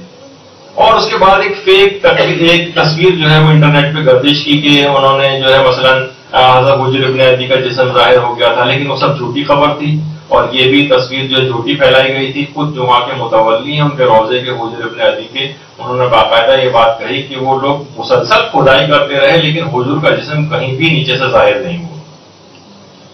تو اس کے بعد بہرحال وہ تمام ظالم افراد کے جنہوں نے قبر کی کھدائی کی تھی وہ سب کے سب واصل جہنم ہوئے, اور باقاعدہ ان کی گردنیں کاٹ کے جو ہے وہ الگ کی گئی, اور اس دنیا کے اندر بھی اپنے اس انجام تک پہنچے. تو حجر ابن عدی کو جب حاکم شام نے زنجیریں پہنا کر دمشق بلوا کر قتل کیا تو حضور نے ایک وصیت کی. وصیت کیا تھی؟ حضور نے وصیت کی, باقاعدہ کنز العمال کے اندر بھی ہے, اسد الغابہ کے اندر بھی ہے, اہل سنت کی کتابوں کے اندر ہے کہ لا تطلبوا انی حدیدا, دیکھو میری جو جتنے بھی ہتھکڑیاں, بیڑیاں, جو لوہا اور زنجیریں سب مجھے پہنائے گئی ہیں, ہرگز مجھ سے جدا نہ کرنا. ولا تغسلوا انی دمان, اور میرے جسم سے خون کو بھی صاف نہ کرنا. میں اسی حالت میں جو ہے وہ حاکم شام معاویہ کے ساتھ ملاقات کروں گا اور باقاعدہ اس کے ساتھ جدال کروں گا کہ یعنی مجھے اس طریقے سے بے گناہ جو ہے وہ کیوں اس نے جو ہے قتل کیا ہے اور اتنا ظلم کیوں کیا ہے. تو کیوں منع کر رہے ہیں کہ بھائی یہ تو ظالم نے پہنائی ہے نا, آپ کو ظالم نے پہنائی ہے, پھر آپ کیوں کہہ رہے ہیں کہ میرے جسم سے لوہے کو جدا نہ کرنا اور میں حاکم شام سے اس طرح سے. تو یہ احتجاج کا ایک طریقہ ہے باقاعدہ احتجاج کا. آج کا مومن اگر یہ ہوتا تو یہ اعتراض کرتا ہے حضور جب آپ کو یہ وصیت کرنے کی کیا ضرورت تھی, تو ظالموں کی سنت تھی کہ وہ انہوں نے آپ کو پہنائی ہوئی تھی تو آپ اور اس کو پہنے رہنے پر مصر ہے. تو یہ کہا جائے گا کہ حضور نے احتجاج کیا, اور اسی احتجاج کو آج لوگ کڑا پہن کر, زنجیر پہن کر یا اس طرح سے کوئی بھی چیز پہن کر اس کو ظاہر کرتے ہیں, اپنا احتجاج جو ہے وہ ریکارڈ کرواتے ہیں. یعنی ایک طریقہ احتجاج ہے, طریقہ احتجاج. کیونکہ جب بھی کوئی شخص یہ پہنتا ہے تو فوراً اس کا یہ عمل غیروں کو مصائب امام حسین کی طرف متوجہ کرتا ہے. جیسے میں نے بھی کہا, اسکول, کالج, یونیورسٹی, جاب کی جگہ, ہر جگہ کوئی بھی دوست احباب آپ کا ہوگا, آپ سے سوال ضرور کرے گا کہ یہ تم نے ہاتھ میں کیوں پہنا ہوا ہے. اب آپ کے پاس بہت گولڈن چانس ہوتا ہے کہ اس کو اہل بیت کی مصائب بتائیں, اس کو تاریخ بتائیں, تاکہ اس کا دماغ کچھ سوچنے پر مجبور ہو, اور جن چیزوں کو اور ہستیوں کو اس نے اپنے نزدیک مقدس بنایا ہوا ہے اس میں کچھ دراڑ اس کے آ سکے. اور یہی وجہ ہے کہ پوری دنیا کے آپ ترکی کے اندر دیکھیں, ترکی کے اندر جو عورتیں نے پچھلی دفعہ بھی آپ کو تصویر دکھائی تھی کہ وہ ہاتھوں میں زنجیریں پہنتی. آپ ان سے کہا جائے کہ بھائی آپ کیوں پہن رہے ہیں, یہ تو بدعت ہے, اور یہ تو ظالموں نے ان کو پہنائی تھی تو زبردستی پہنائی تھی, تو آپ کیا ظالموں کی سنت زندہ کر رہے ہیں؟ تو آپ جا کر ان سے پوچھیے. تو وہ یہ کہتی کہ اس زمانے میں اہل حرم کے ساتھ جو مصائب ہوئے تھے اور ان کو زنجیریں پہنائی تھی, ہم اس کی یاد کے طور پر اس کو پہنتے. اور آج کتنے ہی زیادہ وہاں پر, یعنی پورا سوچیے کہ لاکھوں کا جو ہے وہ مجمع ہوتا ہے, اور ہر عورت کے ہاتھ میں اس لحاظ سے زنجیر ہوتی. تو چوتھے امام کے لوگ جو کڑا پہنتے ہیں اور جو بیڑی پہنتے ہیں اور ہتھکڑی پہنتے ہیں, تو اس خاص واقعے کی طرف ان کا جو ہے وہ اشارہ ہوتا ہے. اور یہ سب چیزیں مثلا کبھی بھی کوئی شخص دیکھے گا کہ پنجہ لگا ہوا ہے, اس کے اوپر زنجیر بندھی ہوئی ہے, تو اس کے دماغ میں کیا آئے گا؟ ایک بچہ بھی وہ سوچے گا کہ یہ کیوں ہے یہ سب. یہ بہت اچھا موقع ہے کہ اس کے دماغ میں سوال پیدا ہو, اور سوال کا پھر اس کو جواب دیا جائے. ہر دیکھنے والے کے دماغ میں سوال کا پیدا ہونا اور اس کا جواب دیا جانا یہ اس لحاظ سے ضروری ہے. تو یہ اس تمام مظالم کو آپ بتا سکتے ہیں ان چیزوں کے بہانے، ان چیزوں کے ذریعے کہ یہ سب چیزیں کیا ہیں. اور آج بھی کربلا اور نجف جو واک ہو رہی ہے اس میں کتنے ہی افراد ہاتھ پاؤں میں زنجیریں باندھ کر، کتنی تصویریں آپ انٹرنیٹ کے اوپر دیکھیں کہ اس ظلم کا اظہار کرتے ہوئے کہ خاندان اہل بیت پہ کیسے مظالم ہوں اس کا اظہار کرتے ہیں باقاعدہ. تو یہ سب چیزیں ایسی ہیں جس کو دیکھنا چاہیے. پھر اس کے بعد ایک اور تاریخ کے اندر ملتا ہے ایسا واقعہ کہ حسن مصنع کے بیٹے جو علی تھے، جن حسن مصنع کا عبد قاسم کے لحاظ سے تذکر آیا تھا اس دن، انہی کے بیٹے باقاعدہ مقاتل الطالبین کے اندر روایت بھی ملتی ہے کہ جب علی ابن حسن کو منصور نے تہخانے میں قید کیا تو انہوں نے بھی مرتے دم تک لوہے کی زنجیریں اتارنے سے منع کر دیا اور کہا تھا کہ ہرگز یہ ہتھکڑیاں جو بیڑیاں مجھے پہنائی گئی ہیں مجھے ہرگز نہ اتارنا، میں اسی حالت میں اللہ کے حضور پیش ہوں گا اور منصور سے جو ہے وہ میں پوچھوں گا کہ اس نے مجھے بے گناہ جو ہے چیزیں کیوں پہنائی تھی. تو یہ علی ابن حسن مصنع کی باقاعدہ وصیت. یہاں سے سوال کیا جائے علی ابن حسن مصنع یہ تو ظالموں نے آپ کو پہنائی تھی، پھر آپ اس کو پہننے پر اصرار کیوں کر رہے ہیں؟ تو وہ کہیں گے کہ میں احتجاج کے طور پر یہ بات کر رہا ہوں. تو کوئی احتجاج کی ان کی سیرت پر آج لوگ عمل کرتے ہیں اور احتجاجاً اس چیز کو پہنتے ہیں. اور زید شہید ان کے ایک بیٹے جن کا نام یحییٰ تھا، جوز جان، افغانستان میں باقاعدہ ان کا ایک مقبرہ ہے. عبد الرزاق المکرم نے ایک کتاب پوری لکھی ہے زید شہید پر، زید شہید کے حالات میں. اس میں انہوں نے لکھا ہے باقاعدہ کہ ان کی شہادت کے بعد ان کے لاشیں سے ہتھکڑیاں اور بیڑیاں کھول کر الگ کی گئی تھیں ان کی شہادت کے بعد. تو شیعہ مومنین کی پوری جماعت نے لوہار سے جا کر بات کی اور کہا کہ تم یہ ہتھکڑیاں، بیڑیاں اور زنجیریں ہمیں فروخت کر دو. اور اتنی زیادہ لوگوں کی رغبت تھی ان کی ہتھکڑیوں، بیڑیوں اور زنجیروں کو خریدنے میں کہ باقاعدہ پھر سمجھے ایک لحاظ سے معاذ اللہ اس کو کہنا نہیں چاہیے جس طرح آپشن ہوتا ہے، اور باقاعدہ 20,000 درہم ان کی ہتھکڑیوں اور بیڑیوں کی قیمت رہی تھی. لیکن صاحبان ایمان کی پوری جماعت نے یحییٰ کی ان ہتھکڑیوں اور بیڑیوں کو خریدا تھا اور بعد میں لوہار کے ذریعے ان کے چھوٹے چھوٹے پیس کروائے تھے اور مومنین نے اپنی انگوٹھیوں میں نگینے کے طور پر اس لوہے کو پہنا. یعنی تاریخ اسلام میں، شیعت کی تاریخ میں، مومنین میں شروع سے اس طرح کی رسمیں رائج رہی ہیں جس سے ہمیشہ ان کی شہادت کو منایا جاتا رہے. یحییٰ جس مظلومانہ طریقے سے شہید ہوئے لوگوں کو دکھانے کے لیے ہر وقت ہاتھ میں انگوٹھی رہے گی، ہر وقت ان کی یاد تازہ رہے گی. جو لوہا اس کے اندر پہنا، ہر شخص پوچھے گا کہ مثلا یہ تو عقیق ہوتا ہے، فیروزہ ہوتا ہے، اس کی جگہ لوہا کیوں لگا ہوا ہے؟ تو کہیں گے کہ یہ ان کی ہتھکڑی اور بیڑی ہے تاکہ ان کے اندر ایک تحرک بھی پیدا ہو.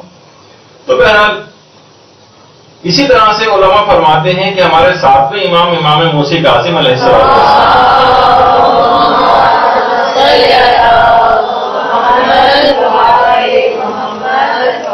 ان کی وصیت کے مطابق باقاعدہ مستدرک الوسائل میں شیخ حسین نوری نے باقاعدہ چیز لکھی ہے کہ امام کی وصیت کے مطابق انہیں زنجیروں اور بیڑیوں کے ساتھ ہی دفن کیا گیا. تو امام نے کیوں؟ مولا آپ کو تو ظالموں نے پہنائی تھی، زبردستی پہنائی تھی. تو امام کو پتا تھا کہ 14 سال بعد کچھ مومنین آئیں گے جو اس کے اوپر بھی اعتراض کریں گے. تو اس لحاظ سے امام اس کا انتظام پہلے سے کر کے گئے تھے اور ان کا عمل بتا رہا ہے کہ ایسی کوئی بات نہیں تھی اور ان چیزوں کا پہننا کوئی بھی حرام نہیں ہے. دیکھنے والا بھی متوجہ ہوتا ہے اور جو اس کو پہن رہا ہے وہ بھی ان کی طرف متوجہ ہوتا ہے. دیکھیے یاد دہانی اور توجہ کے لیے تو کتنی واجب عبادتوں کے اندر اس کی مثالیں جو کچھ چیزیں رائج کی گئی. مثلا نماز کے دوران جو مہر امین استعمال کی جاتی، نماز کا مسئلہ ہے، واجبات کا مسئلہ آپ کو خود یاد رکھنی چاہیے کہ آپ کی کون سی رکعت چل رہی ہے اور آپ کا کون سا سجدہ ہے. نہیں اس کے لیے مثلا ایک مشین بنائی گئی تاکہ ہمیں رکعتیں یاد رہیں، ہمیں اپنے سجدے یاد رہیں. مہر امین آپ دیکھیں جگہ جگہ ملتی ہے، لوگ مومن جو زیادہ شکی ٹائپ کے ہوتے ہیں اس کو استعمال کرتے ہیں. عبادتوں کے اندر یاد دہانی کی چیزیں، یا مثلا طواف میں 7 دانوں کی تسبیح کون سی روایت کے اندر آئی ہے، کون سی حدیث کے اندر آئی کہ طواف کے چکروں کو یاد کرنے کے لیے 7 دانے کی تسبیح ہاتھ میں رکھی جائے.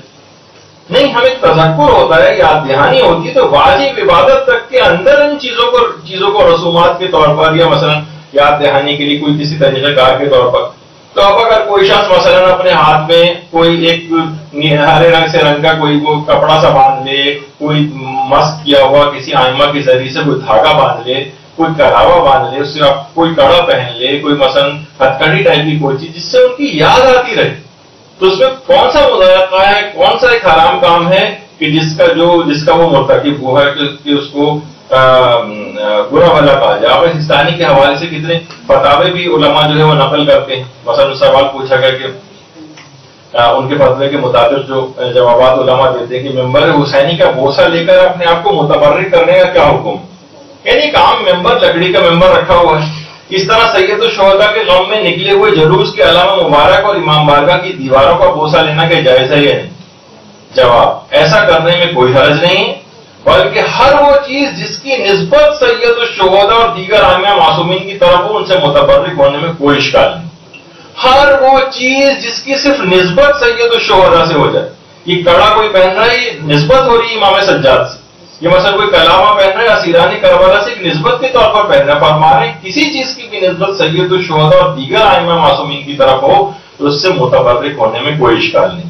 پھر دوسرا سوال پوچھا کہ بعض مومنین زیارت مقامات مقدسہ کے وقت معصومین کی ذریعے پر سبز کپڑا یا دھاگا باندھتے ہیں اور بعد میں اسے کھول کر تبرک کی نیت سے اپنے ہاتھ یا گلے میں باندھ دیتے ہیں، کہ ایسا کرنا جائز ہے؟ جواب: ایسا کرنے میں کوئی حرج نہیں، باندھ سکتے ہیں. تو اس کو ایک ہندوؤں کی یادگار بنا دینا اور اس طرح سے کہنا یہ صحیح نہیں.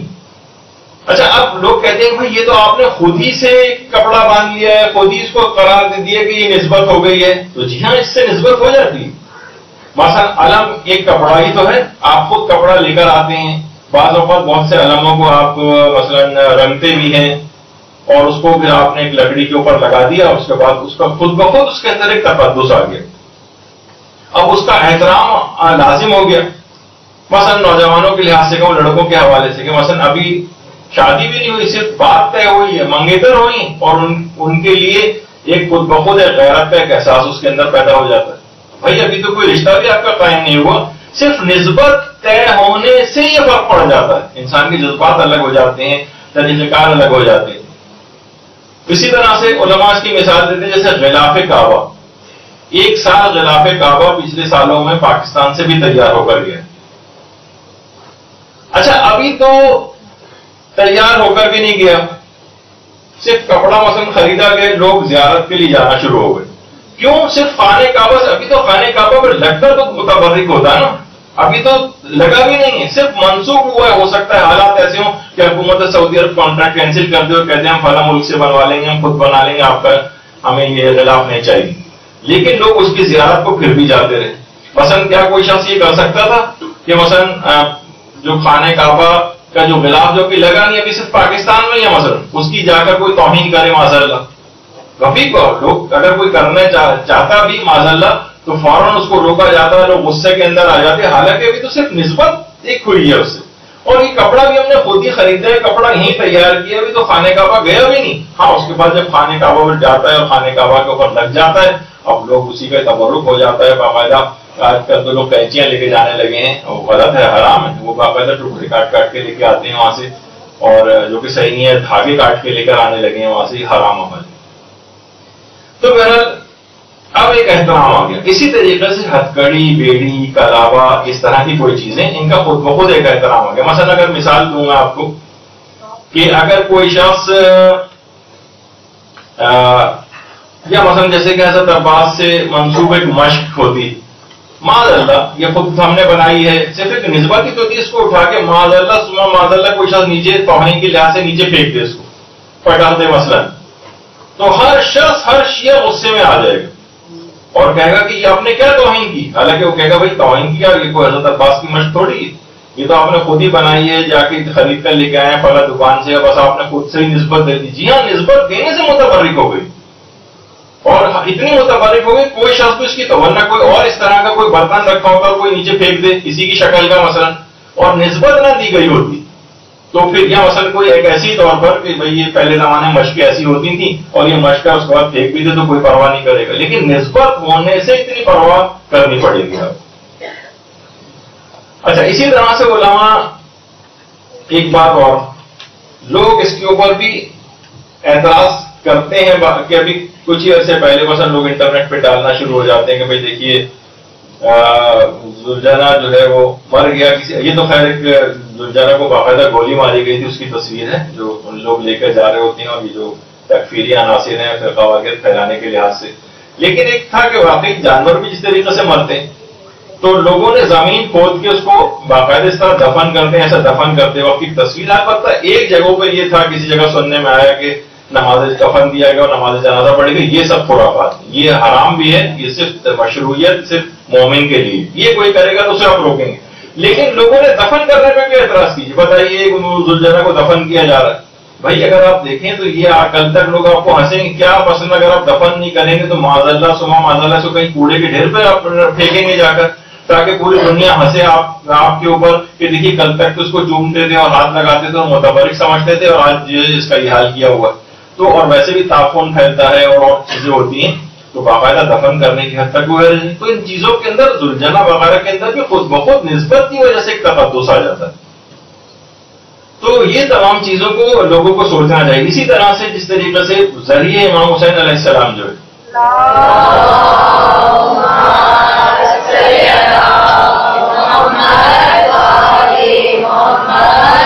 باقاعدہ ایران کے اندر تیار ہو کر گئی اور مکمل ذریعہ ایران میں تیار ہوئی اور ابھی گئی بھی نہیں تھی وہاں، اور بے تحاشا لوگ، ہزاروں کی تعداد میں لوگ روزانہ آ رہے ہیں. بلکہ یہاں سے علامہ طالب ظہری صاحب قبلہ بھی وہاں پر گئے، اس کی زیارت کی، اس کے اندر ان کو جانے کا وہ پرمیشن ملی. وہاں جا کر انہوں نے نماز بھی پڑھی، اور نماز پڑھنے کے علاوہ کہ میرا بھی اس میں کچھ ہاتھ ہو جائے، تھوڑا سا وہاں پر کچھ کام بھی کیا کہ اس ذریعے امام حسین میں میری بھی کوئی محنت اس کے اندر لگ جائے تھوڑا سا، تاکہ کھاد انہوں نے اس کے اندر لگایا ہے تبرک کے طور پر حاصل کرنے کے لیے اس سے. تو ابھی کیا ہے کہ یہ تو کیا اس کا اب احترام نہیں تھا اس وقت، یہ تو ابھی گئی بھی نہیں تھی وہاں پر. اور اس کے بعد پھر اس کو لوگ اس کی زیارت کو وہیں پر ایران میں اس کی زیارت کو آتے رہے ذریعے. اور اس کے بعد پھر جب اس کو باقاعدہ کنٹینرز کے اندر جو ہے وہ جہاز میں لے جایا جانے والا تھا تو اس کے ساتھ ساتھ بھی لوگ اسی طریقے سے ساتھ چل رہے تھے جیسے حقیقی ذریعے کا اس طریقے سے ایک احترام ہوتا ہے. اور اس کے بعد وہی آج ذریعے وہاں پر آپ دیکھتے ہیں امام حسین علیہ السلام ان کی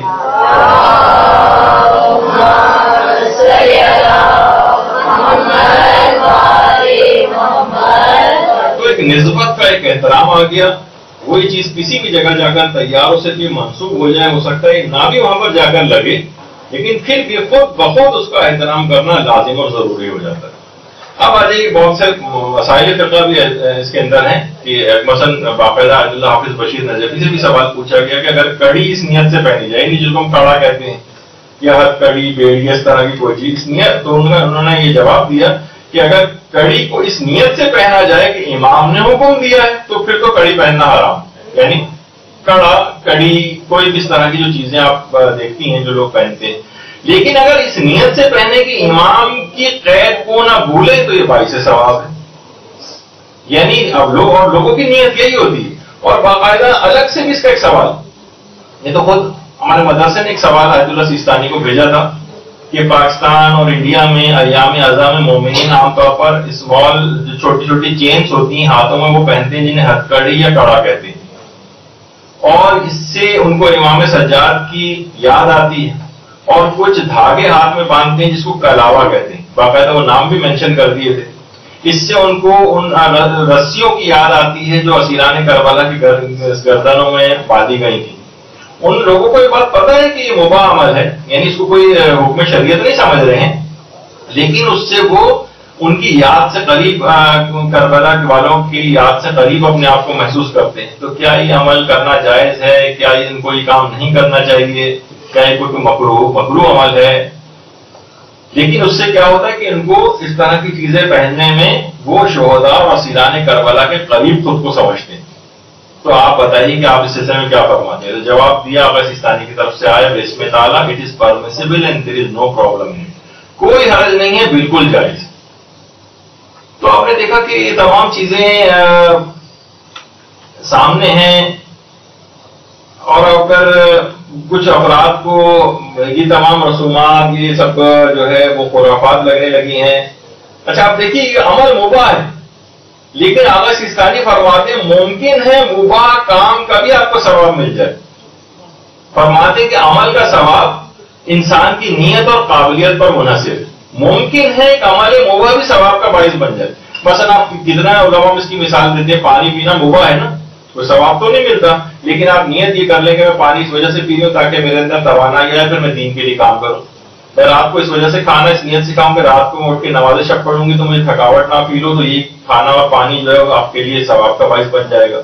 تو آقا سیستانی فرماتے ہیں ممکن ہے عمل مباح ہو، جیسے یہ سب چیزیں پہننا مباح عمل ہے، لیکن آپ کی نیت اگر آپ کو اسیران کربلا یاد آ رہے ہیں، امام حسین یاد آ رہے ہیں، سید سجاد یاد آ رہے ہیں، تو یہ مباح عمل بھی ممکن ہے آپ کی نیت کے باعث مستحب عمل کے اندر اور نیک عمل کے اندر تبدیل ہو جائے۔ اچھا اب اگر کسی شخص کو یہ ہے کہ بھئی ہم جو ہے نہیں، ہمیں تو یہ سب چیزیں خرافاتی لگنے لگی، تو ہم ان سے کہتے ہیں ٹھیک ہے، پھر آپ ایسا کریں ایک ڈیلیگیشن بنائیے، تمام مراجع کے پاس جائیے، وہاں سے متفقہ فتویٰ لے آئیے، تو ہم سب لوگ مل کر ان سب کو ختم کروا دیں گے۔ لیکن کسی بھی شخص کو جو ایک آدمی ہو، دو آدمی ہو، مثلا وہ یہ نہیں اختیار مل جائے گا کہ بھئی میرے سامنے ایک آڈینس بیٹھی ہوئی ہے، ایک صاحب خطاب کر رہے ہیں، جیسے اب یہ جو ہے مائک والا ہے جو لینے کے لیے آیا کہ مائک واپس اٹھا کے لے جانا، تو جتنے یہاں پر ایسے چھوٹے چھوٹے سے گروپ، چھوٹے چھوٹے سے لوگ وہ جو ہے کوئی سا بھی حکم بیان کر کے کہ یہ رسم حرام ہے، وہ رسم حرام ہے، تو اس کے ان کی باتوں کی کوئی حیثیت نہیں ہوگی۔ تو اب نہ نوجوان کوئی اس طرح سے، نہ کوئی ساتھی معلومات رکھنے والا کوئی مولانا مراسم اعضاء کے خلاف اگر مثلا کوئی مہم چلائے تو ہم اسے احترام کے ساتھ روکیں گے کہ یہ کام نہ کریں، یہ حلال و حرام کرنے کا جو اختیار ہے یہ فقط مجتہد کے پاس ہے اور کسی کے پاس نہیں۔ اچھا اسی طریقے سے ایک رسم اور بھی ہے، دیکھیے بہت ساری چیزیں جیسے میں نے اس سے پہلے کہا تھا کہ علاقائی رسومات، اسی کے اندر ایک ہے جو یہاں پر اب تک آئی نہیں ہے، گل مالیدین، گل مالی جس کو کہا جاتا ہے، اور باقاعدہ مٹی وغیرہ اپنے اوپر لگائی جاتی ہے۔ ان کو وہ بھی یہی کہتے ہیں کہ ہمیں سے یاد آتی ہے کہ روایتوں کے اندر یہ کہ مثلا وہ غبار آلود تھے، وہ سوچیے کہ آپ جو کربلا سے لے کر اور شام تک کا سفر جو ہے کیسے کیسے ریگستانوں سے ہوتے ہوئے ان کا جسمانی اعتبار سے کیا حالت تھی، تو ہم اپنے آپ کو ان کے حلیے جیسا بناتے ہیں تاکہ وہ والی مصیبت بھی ان کی یاد رہے۔ اب اس کے اندر ہی باقاعدہ رہبر معظم سے بھی سوال پوچھا گیا، اور ایران کے اندر تو یہ سب سے زیادہ ہوتا ہے، عرب میں بھی ہوتا ہے، لیکن ایران میں سب سے زیادہ ہوتا ہے۔ تو انہوں نے کہا کہ اگر یہ عمل مٹی اور اپنے آپ کو اس طرح سے جو کیچڑ ٹائپ کی بھی کچھ اپنے اوپر لگاتے ہیں، اگر یہ عرفاً حزن اور غم کے مظاہر میں سے شمار ہو اور عزاداری شمار ہو تو اس کو کرنے میں کوئی اشکال نہیں، یعنی خود رہبر معظم کی طرف سے بھی کہ اس کو کرنے میں کوئی اشکال نہیں۔ البتہ کچھ اس طرح سے اپنے آپ کو کرتے ہیں کہ جو تمام علماء نے کہا ہے کہ اب غلطیدن جس کو کہا جاتا ہے اپنے آپ کو پورے دیکھیے عوام ہے نا، عوام تو افراط و تفریط کا شکار ہوتے ہیں۔ اب اتنی زیادہ کسی کوئی لگانے لگے گا تو اسے روکا جائے گا، لیکن یہ نہیں کہا جائے گا کہ مثلا یہ رسم کو بالکل ختم کر دیا جائے اور بند کر دیا جائے۔ اگر آپ صرف گل مالیدن لکھ کر آپ گوگل امیجز کے اوپر جا کر سرچ کریں تو آپ کو اتنی بڑی تعداد کے اندر، ایک لحاظ سے اگر ہم اس کو والا لفظ استعمال کریں توہین مذہب والا، تو اتنی نظر آئے گی کہ قامدنی اس کے مقابلے میں کم لگنے لگے گی، مجھے آپ نوٹ کر کے دیکھ لیجیے۔ تو مقصد کہنے کا یہ ہے کہ یہ بہت لوگ جب حد سے، خاموش رکھے ذرا سنیے، لوگ جب حد سے زیادہ تجاوز کرتے ہیں تو ان لوگوں کو، یعنی ہم اس رسم کو ختم نہیں کریں گے بلکہ ان کو اعتدال کے اندر لوگوں کو لے کے آئیں۔ مثلا اگر کوئی شخص واقعی جیسے عام طور پہ ہوتا ہے اتنی بڑی بڑی تلواریں جو ہے مارنے لگے، تو جن کے یہاں جائز کیے وہ بھی علماء کہتے ہیں کہ بھائی اس میں بھی اعتدال میں رہ کے کیا جائے، آپ کے نقصان کوئی نہ پہنچ جائے آپ کو۔ یعنی جو جواز کے بھی قائل ہیں وہ بھی اتنے زیادہ اس میں اسراف کرنے کو نہیں کہتے، حد سے تجاوز کرنے کو نہیں کہتے، جیسے عام طور پہ عوام عام طور پہ کرنے لگتی۔ تو لیکن اس کو ختم نہیں کر دیں گے، کیونکہ مثلا ہم کہیں کہ جب بل والدین کے مجھے یہ پسند اپنے غبار آلود اپنے آپ کو کرنا یا مثلا اپنے جسم کے اوپر مٹی وغیرہ لگانا، تو یہی وجہ ہے کہ آیت اللہ صادق روحانی نے اس سے بھی پوچھا گیا، انہوں نے کہا کہ غلطیدن در گل کار صحیح نہیں، یہ تو صحیح نہیں کہ انسان پورا لت پت اس میں ہو جائے، اما مختصری پہ پیشانی زدن خوبص، تھوڑی سی اگر پیشانی پہ لگا لی جائے، اور یہ خود آیت اللہ صادق روحانی جن کا یہ فتویٰ ہے وہ خود اس عمل کو انجام دیتے ہیں، اپنی پیشانی کے اوپر تھوڑی سی مٹی لگانا، یہ غم و حزن کی وہاں پر ایران کے اٹھ کے اندر ایک علامت اور ایک نشانی وہ سمجھی جاتی ہے، اور باقاعدہ انہوں نے اپنی جو آفیشیل ویب سائٹ ہے اس پہ اس کے فتوے بھی دیے کہ تھوڑا سا صرف پیشانی پہ لگانا بس یہ مطلوب ہے۔ اچھا اسی طرح لیکن ایران کے اندر بہت پورے گروپس ہوتے ہیں، پورے مٹی اپنے آپ کو جو ہے وہ زیادہ جو ہے وہ لگا لیتے ہیں، اور عام طور پر خواتین یہ تو خیر عموماً جائز حد تک کی ہے، وہ دوسری یہ ایام ہے جس میں واقعی لگتا ہے کہ انسان غبار آلود ہے، غم منا رہا ہے، اس کا حزن جو ہے اس سے ظاہر ہو رہا ہوتا ہے۔ اچھا بہت سے لوگ اب دیکھیے ابو زرعی جو اتنا زیادہ جہاد کرنے والا شخص، عام طور پر یہ بھی کہا جاتا ہے جو مراسم میں اذان انجام دے رہے ہیں یہ خرافاتی ٹائپ کا ہے، اس کا کوئی تعلق نہیں ہے جہادوں سے، اس کا کوئی تعلق نہیں ہے حرم کے دفاع سے، یہ لوگ بزدل ہوتے ہیں، یہ تو بس رسومات کے اندر غرق ہے۔ نہیں، ایسا نہیں ہے، یہ اس قسم کے طنز و تعانی اور تشریح دینا عزاداروں کو ہر وقت ان کو جو ہے یہ کہتے رہنا یہ بھی بہت غلط ہے، اس سے قوم ڈیوائڈ ہو رہی ہے، اس سے قوم انتشار کا شکار ہو رہی ہے، اس سے لوگ لڑائی جھگڑے کے اندر مبتلا ہو رہے ہیں، اور گویا یہ تاثر اس طرح سے مل رہا ہوتا ہے کہ گویا جو حرم کا دفاع کر رہا ہے یا جو مثلا جہاد کر رہا ہے اس کا مراسم اعضاء سے تعلق نہیں ہوتا، اس کا دوسرا نتیجہ یہ نہیں کرنے لگتا ہے جو کہ بالکل غلط ہے۔ تو اس طرح سے افراد ہیں، اور خواتین کے یہاں بھی ہوتا ہے کہ مثلا کچھ نہیں تو اپنے مثلا لباس کے اوپر اس طرح سے وہ ایک نشان غم کا جو ہے وہ بنا لیتے ہیں۔ آیت اللہ مہدی امامی اتنے مراجع کا طریقہ کار ہے، اگر یہ سب غلط ہوتا خرافات ہوتی تو یہ لوگ کبھی انجام نہ دیتے، اپنے جسم پر، اپنی داڑھی پر، اپنے امامے کے اوپر جو اس طرح سے لگانا، اور اسی میں گریہ کر رہے ہوتے ہیں، ان کے مسائل کو یاد کر رہے ہوتے ہیں، ان کے خاک آلود ہونے کو یاد کر رہے ہوتے ہیں، تو کتنی چیزیں آپ کو دیکھیے اس طرح سے نظر آتی ہیں۔ لیکن کوئی بھی چیز اگر جیسے اب اس سے پہلے کہا کہ حد سے زیادہ اگر کوئی چیز تجاوز کرے گی تو ظاہر ہے پھر اس کو روکا جائے گا کہ نہیں اتنا زیادہ نہیں بلکہ درمیان میں رہتے، اسی میں لوگ پھر نمازیں وغیرہ بھی وہاں پر پڑھتے ہیں، اور علماء کا طریقہ کار باقاعدہ یہ ہے کبھی بھی کوئی خرافاتی رسم ہوتی تو اس کو کبھی بھی جاری نہیں کرتے، اور بلکہ علماء دوسرے لوگ آتے ہیں ان کے ہاتھ سے لگواتے ہیں کہ آپ ہمیں اپنے ہاتھ سے مٹی وغیرہ جو ہے وہ لگائیں اور ہمیں خاک آلود کریں، اور تو وہ اس وقت کو یاد کر رہے ہوتے ہیں جب بیویاں اس طرح سے، جیسے کہ آپ نے ابھی اس سے پہلے سنا کہ حبیب نے اپنی پیشانی پر خاک اٹھا کے ڈالنی شروع کر دی تھی، تو اس مصیبت کو بعض اوقات جو ہے وہ یاد کر رہے ہوتے ہیں۔ اور آیت اللہ صافی گل پائگانی سے بھی سوال پوچھا گیا کہ لوگ اکثر خود کو خاک آلود کر کے ننگے پاؤں جو ہے وہ چلتے ہیں، تو انہوں نے کہا کہ اس میں کوئی حرج نہیں اور کرنے کی بالکل جو ہے وہ اجازت ہے، اور یہ اظہار حزن و غم جو ہے وہ شمار ہوتا ہے۔ اسی طریقے سے باقاعدہ آیت اللہ شبیری زنجانی سے بھی کہا گیا کہ جناب یہ اکثر لوگ کہتے ہیں کہ یہ توہین مذہب ہے اپنے آپ کو اس طرح سے خاک آلود کرنا، تو انہوں نے حیرانگی کا اظہار کیا توہین مذہب، کس نے کہا ہے کہ توہین مذہب؟ ہمارے کہہ رہے ہیں یہ روش مورد تائید فقہاء اعظام و علماء سلف بوداس، یہ تو فقہاء اور ہمارے علماء سلف جو ہیں ان سے یہ والی رسم جو ہے اس سے ان کی تائید ہوتی ہے، اور خود کو آگے فرما رہے ہیں کہ ہم نے سنا ہے کہ آیت اللہ بروجردی ایک دفعہ آنکھوں کے درد میں مبتلا ہوئے، تو ایک سال جب عزاداری ان کے یہاں ہوئی تو انہوں نے عزاداروں کے پاؤں کی جو مٹی ہے وہ اپنی آنکھوں میں لگائی، اور اس سے ان کی آنکھیں بالکل ٹھیک ہو گئیں، اور اس کے بعد وہ 90 سال کی عمر تک زندہ رہے آیت اللہ بروجردی، اور مطالعہ اور تحقیق میں آخری وقت تک انہوں نے کبھی اینک لگانے کی ضرورت ہی ان کو پیش نہیں ہے۔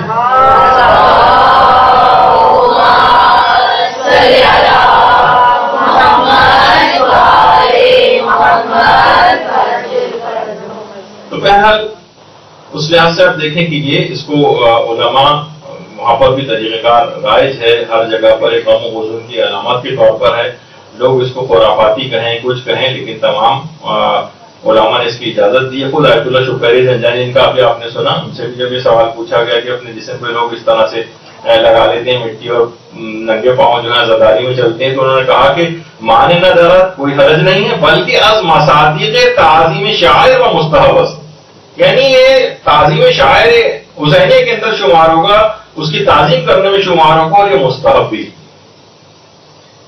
اور رہبر معظم نے بھی جو تفصیلی اس پہ فتویٰ دیا ہے، تو انہوں نے کہا کہ اگر اس طور پہ اس کو لگایا جائے کہ اس کو عزادار شمار کیا جائے، اتنی سادہ طریقے سے اس حد تک لگانا کہ عرفاً وہ اس کا عزادار ہونے کی نشاندہی کرے تو کوئی حرج نہیں ہے. لیکن اگر انگشت نمائی کا سبب بن جائے اور توہین مذہب کا سبب بن جائے، جیسے آپ نے دیکھا کیچڑ میں پورا غلطہ ہو جائے وہ، تو یہ کوئی حزن و غم کے طور پر اس کو نہیں شمار کیا جائے گا، پھر جائز نہیں رہے گا. تو انسان جو ہے وہ اس طرح سے اپنے آپ کو رکھے. اسی طریقے سے دیکھیے علماء نے اس پہ بھی فتاوے دیے ہیں کہ جناب عزاداری امام حسین میں گریبان کو چاک کرنے کا جو ہے جو حکم ہے وہ کیا ہے، کوئی حرج نہیں ہے، گریبان بھی چاک ہو سکتا ہے. اس کے علاوہ چہرے پر گریبان چاک کرنا اور چہرے پر فراشی ڈالنا، آیت اللہ ہاشمی شاہرودی فرماتے جب مختلف علماء کے آپ کے سامنے پیش کر رہا ہوں کہ صرف چند لوگوں کے نہیں بلکہ تمام علماء کے فتاوے اس طرح سے کہا یہ بالکل جائز ہے، چہرے پر فراشیں تک جو ہے وہ ڈالی جا سکتی ہیں. اب کوئی لاکھ کہے کہ بھئی یہ تو توہین مذہب آپ کو ہو رہی ہے، سے نہیں.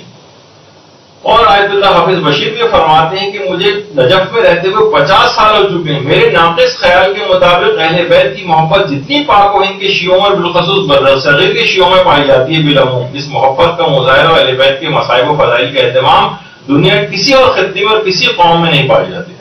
یعنی آپ کو باقاعدہ افتخار ہے، بہت سے مراسم، مراسمی کے ذریعے تو اپنے افتخار اپنا جو ہے وہ برقرار رکھا ہوا کہ آپ ایسے مراسم انجام دیتے ہیں کہ اس سے محبت اہل بیت کا اظہار ہوتا ہے.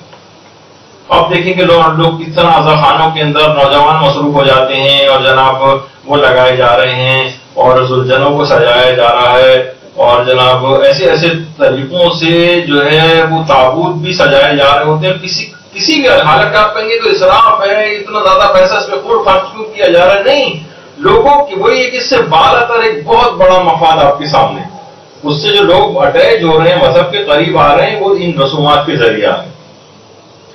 چھوٹی چھوٹی بچیاں، اب کوئی کہے کہ جناب عام طور پر اس پہ میں اس دفعہ آیا نہیں، ورنہ اس پہ بھی لوگ کہتے ہیں کہ اس پہ اثرات آپ لوگوں کی ذرا وہ ہے فائدے مندی چیز ہو جاتی. وہ اگر میں اس کا ذکر کرتا کہ بھائی جو ہے یہ لوگ کالے کپڑے جو ہے ہر سال جو ہے خواتین سلوانے جاتی ہیں، تو اگر وہ سلوا بھی رہی ہیں، مثلا جس بچی کے لیے بھی تو ہرے رنگ کا یہ سب پہنائے باقاعدہ خریدا ہوگا، پہنایا جانے کے لیے سلوایا گیا ہوگا، یہ کوئی فیشن کے طور پر تو نہیں ہے. لیکن ان جس طریقے سے تمام چیزوں سے علامتوں سے اظہار ہوتا ہے غم کا، اس کے لیے اگر کپڑے سلوانے بھی آپ کو پڑے وہ ٹھیک ہے، ہدف خود نمائی نہیں ہونا چاہیے، ہدف کوئی فیشن نہیں ہونا چاہیے.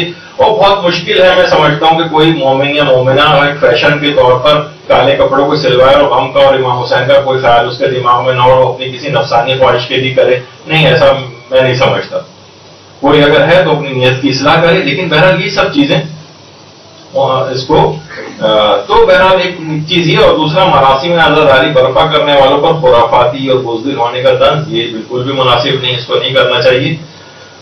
اور یہ آخر میں بس اس پہ ہم اینڈ کرتے ہیں. اگر سے بہت سی رسومات عزاداری باقی رہ گئیں کہ اس کو حرام قرار دینے کا اختیار کسی بھی مومن یا عام مولانا کو نہیں، یہ مرجع کا کام ہے، اور مرجع ہی اس کو اس سلسلے میں جو بھی اس سے ہٹے گا وہ فتنہ و فساد پھیلائے گا. اور امام خمینی نے فرمایا کہ اختلاف اور تفرقہ یہ شیطان کی طرف سے ہے اور اتحاد و وحدت رحمان کی طرف سے. تو کوشش یہ کریں کوئی بھی ایسا چیز نہ ہو کہ جس سے معاشرے کے اندر کوئی انتشار اور اختلاف ہو. دین کے محافظ علماء کرام ہمارے اور جو مراجع اعظام ہیں، مجتہدین ہیں، وہ دین کے محافظ ہیں. کوئی بھی اگر ایسی بات ہوگی تو ان کی طرف سے صحیح طور پر حکم اس کا آئے گا، ہم اس کے مطابق عمل کریں گے. چھوٹے موٹے میرے جیسے کسی آدمی کو حق نہیں ہے کہ وہ جو ہے کسی رسم عزاداری کو حرام کرا دے. وصلی اللہ علی محمد وعلیہ وسلم.